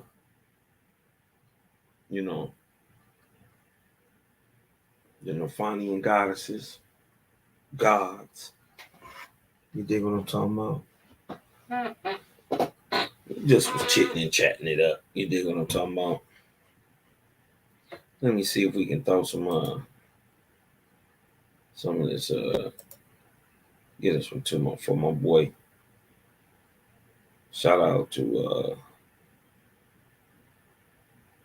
Bugs on the beat, man.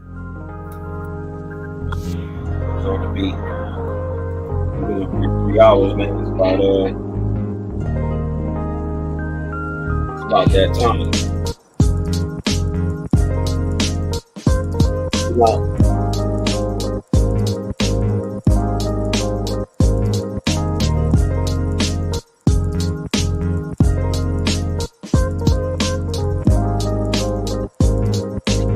Hip-hop era, man.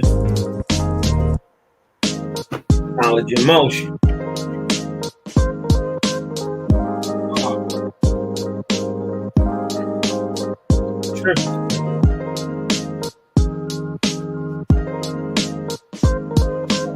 Cycle.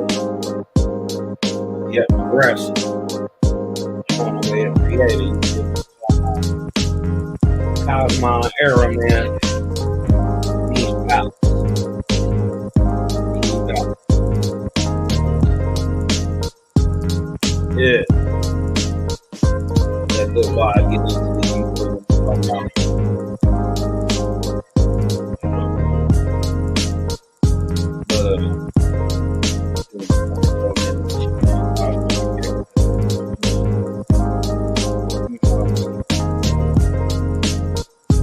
played on a Friday night.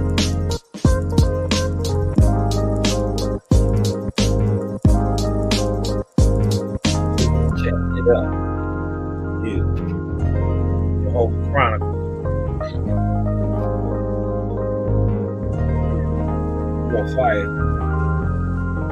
You on fire Fridays.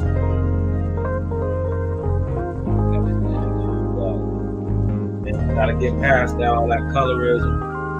Hey, gotta help where you can help, man. You know what I'm talking about? If you don't understand, hey. You know what I'm talking about? The only bad question what you want, man. You know what I mean? And really, it's something your role. You know, there's people out there, man. Live long enough. People talk about the face of the truth. People talk about, you know.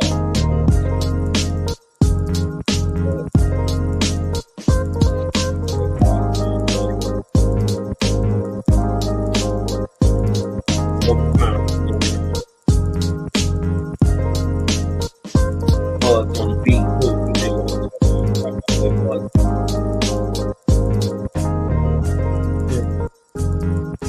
That more back, that more here. You dig what I'm talking about? Gotta run that. Sound like groovy ass Dilla. You dig what I'm talking about? Shout out my boy Bugs, man. Bugs here on the beat. Crazy.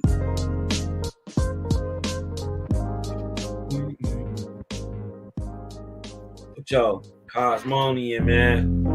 All balance. I'm out, man.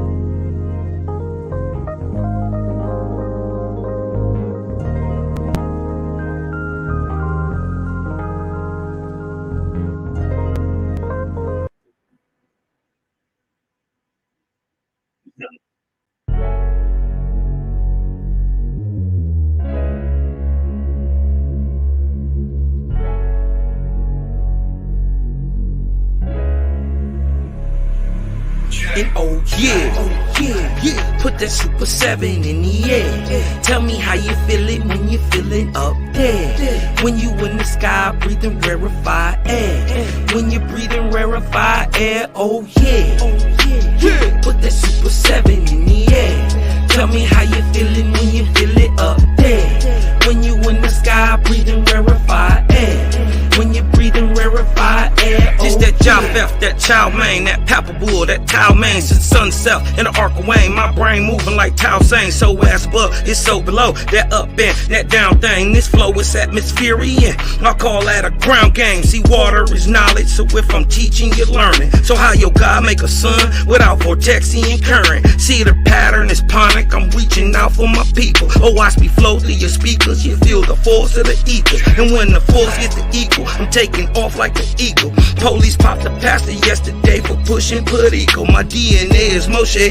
Mix that thing with higher water. My spirit rate is OTN. It's just a higher order. Got more light than Kavita. Rap a lot just like Tila. Went from sinner to saint. Shout out my big homie Sealer. Got more torque than a sports car. Got more work than a door star. In the 4 million I make, I'm giving the Dr. Umar. Oh yeah. Put that Super 7 in the air. Tell me how you feeling when you're feeling up there. When you in the sky breathing rarefied air. When you're breathing rarefied air, oh yeah. Put that Super 7 in the air. Tell me how you feeling when you feel it up there. When you in the sky breathing rarefied air. When you're breathing rarefied air, oh yeah. Super 7 in my rites and ceremonies. I'm married to Jehovah, holy matrimony. Confucius say, in the words of Caillou, before you hit the tomb, be a bridegroom. Only got one question for Miss Susan B. On how to last Ahuin is now a Angui. Claim my inspiration, I'm just thinking thoughts. But in the way of God's, we gon' keep it short. Why Jesus wanna kill me, Matthew 10:34. Just a couple questions that I'm needing to know. Oh, watch me flow, it's so potent. Set the vortex in motion. Super 7, I'm floating across the Aegean Ocean. Oh, you a Muslim now, so I guess you make it feel like. Well, I'm an Israelite, I'ma make him at the Shabbat.